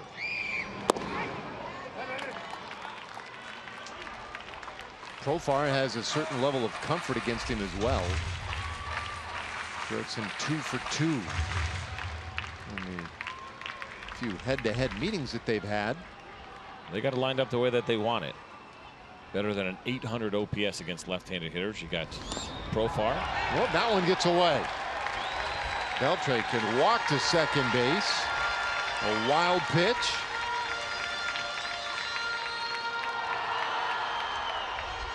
And you got Gallo and Deck.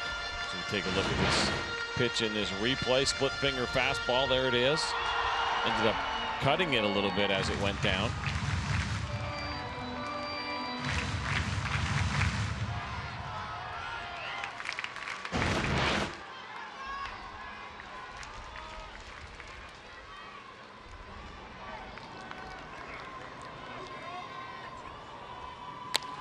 This ball hit on the ground right to second base. Beltre holds up. One away.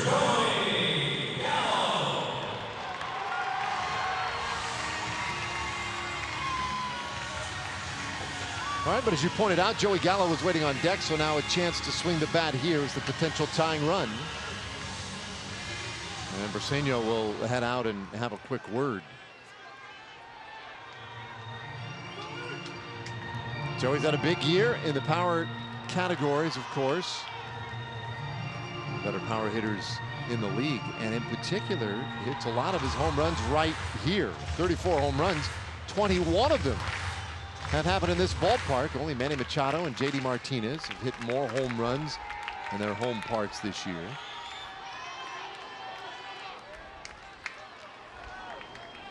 Gallo got his first hit of the homestand in the 7th inning, that RBI double. And he takes strike one from Parker.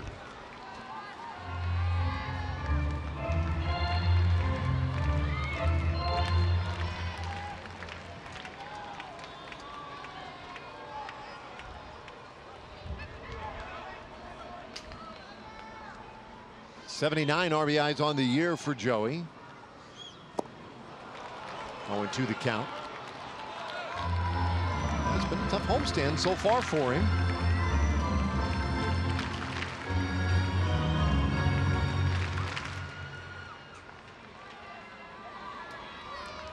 All scoring in tonight's game happened in the 7th inning.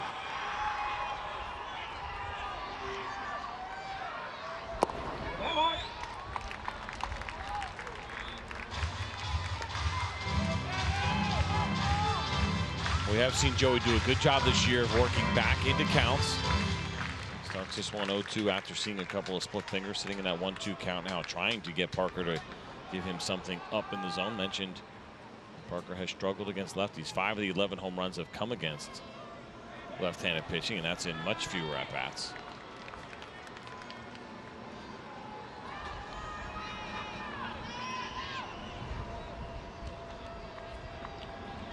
With the 1-2 pitch in the dirt. Even things at 2-2.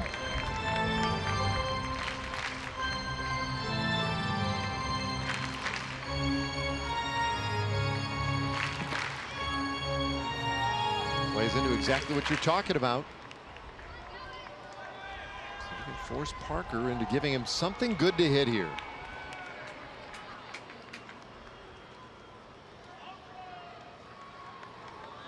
It's 4 split fingers in a row. Does he get a 5th? No.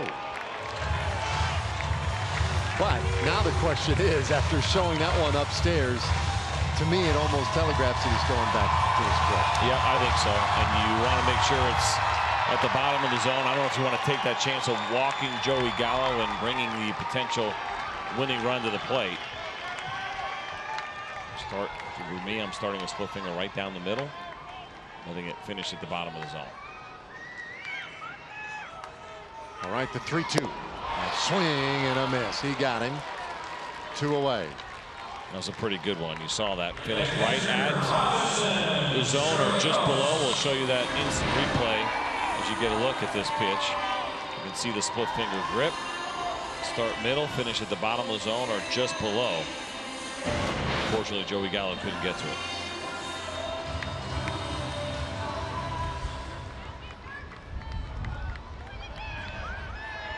So last chance here, Robinson Chirinos. Walked his last time up. He was flat out and struck out. 3-1 Angels lead.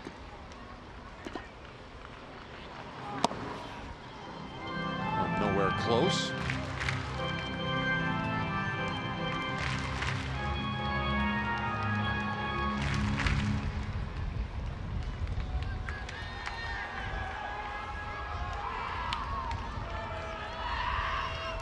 Parker, the 5th reliever of the night. All back of Matt Shoemaker. Came off the DL to throw 5 shutout today. Bullpen has done a nice job in relief of Shoemaker, but Rangers have an opportunity here. Leadoff single by Beltre, moved to second on the wild pitch. Chirinos, a career high tying 17 home runs now. Homered yesterday.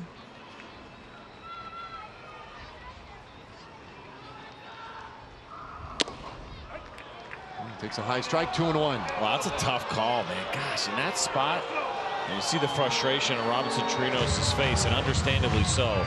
This fastball was above the zone. Watch where it is. I mean, don't even have to look at Fox Tracks to see that that's above the zone.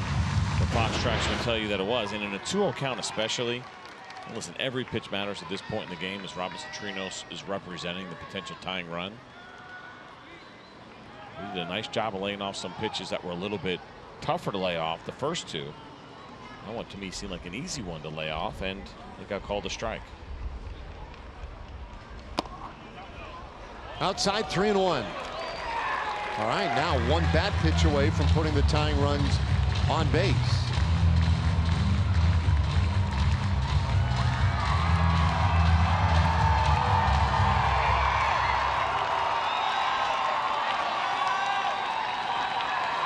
The big left-handed slugger waiting on deck. Ronald Guzman would love to get a shot. Here it comes. And a high fly ball. Right center field. And then Trout puts it away. That'll do it. Rangers come up short in the 9th. Got the tying run to the plate, but couldn't quite pull off the comeback tonight. They fall 3-1 in the opener here with the Angels. Stay with us, though. John Radigan, Mark McLemore, Mike Bassick back at the studios, ready to break this one down for you tonight. For CJ Nitkowski, Emily Jones, and our entire crew, I'm Dave Raymond. Thanks so much for watching, and please stay with us. More Rangers coverage coming up right after this.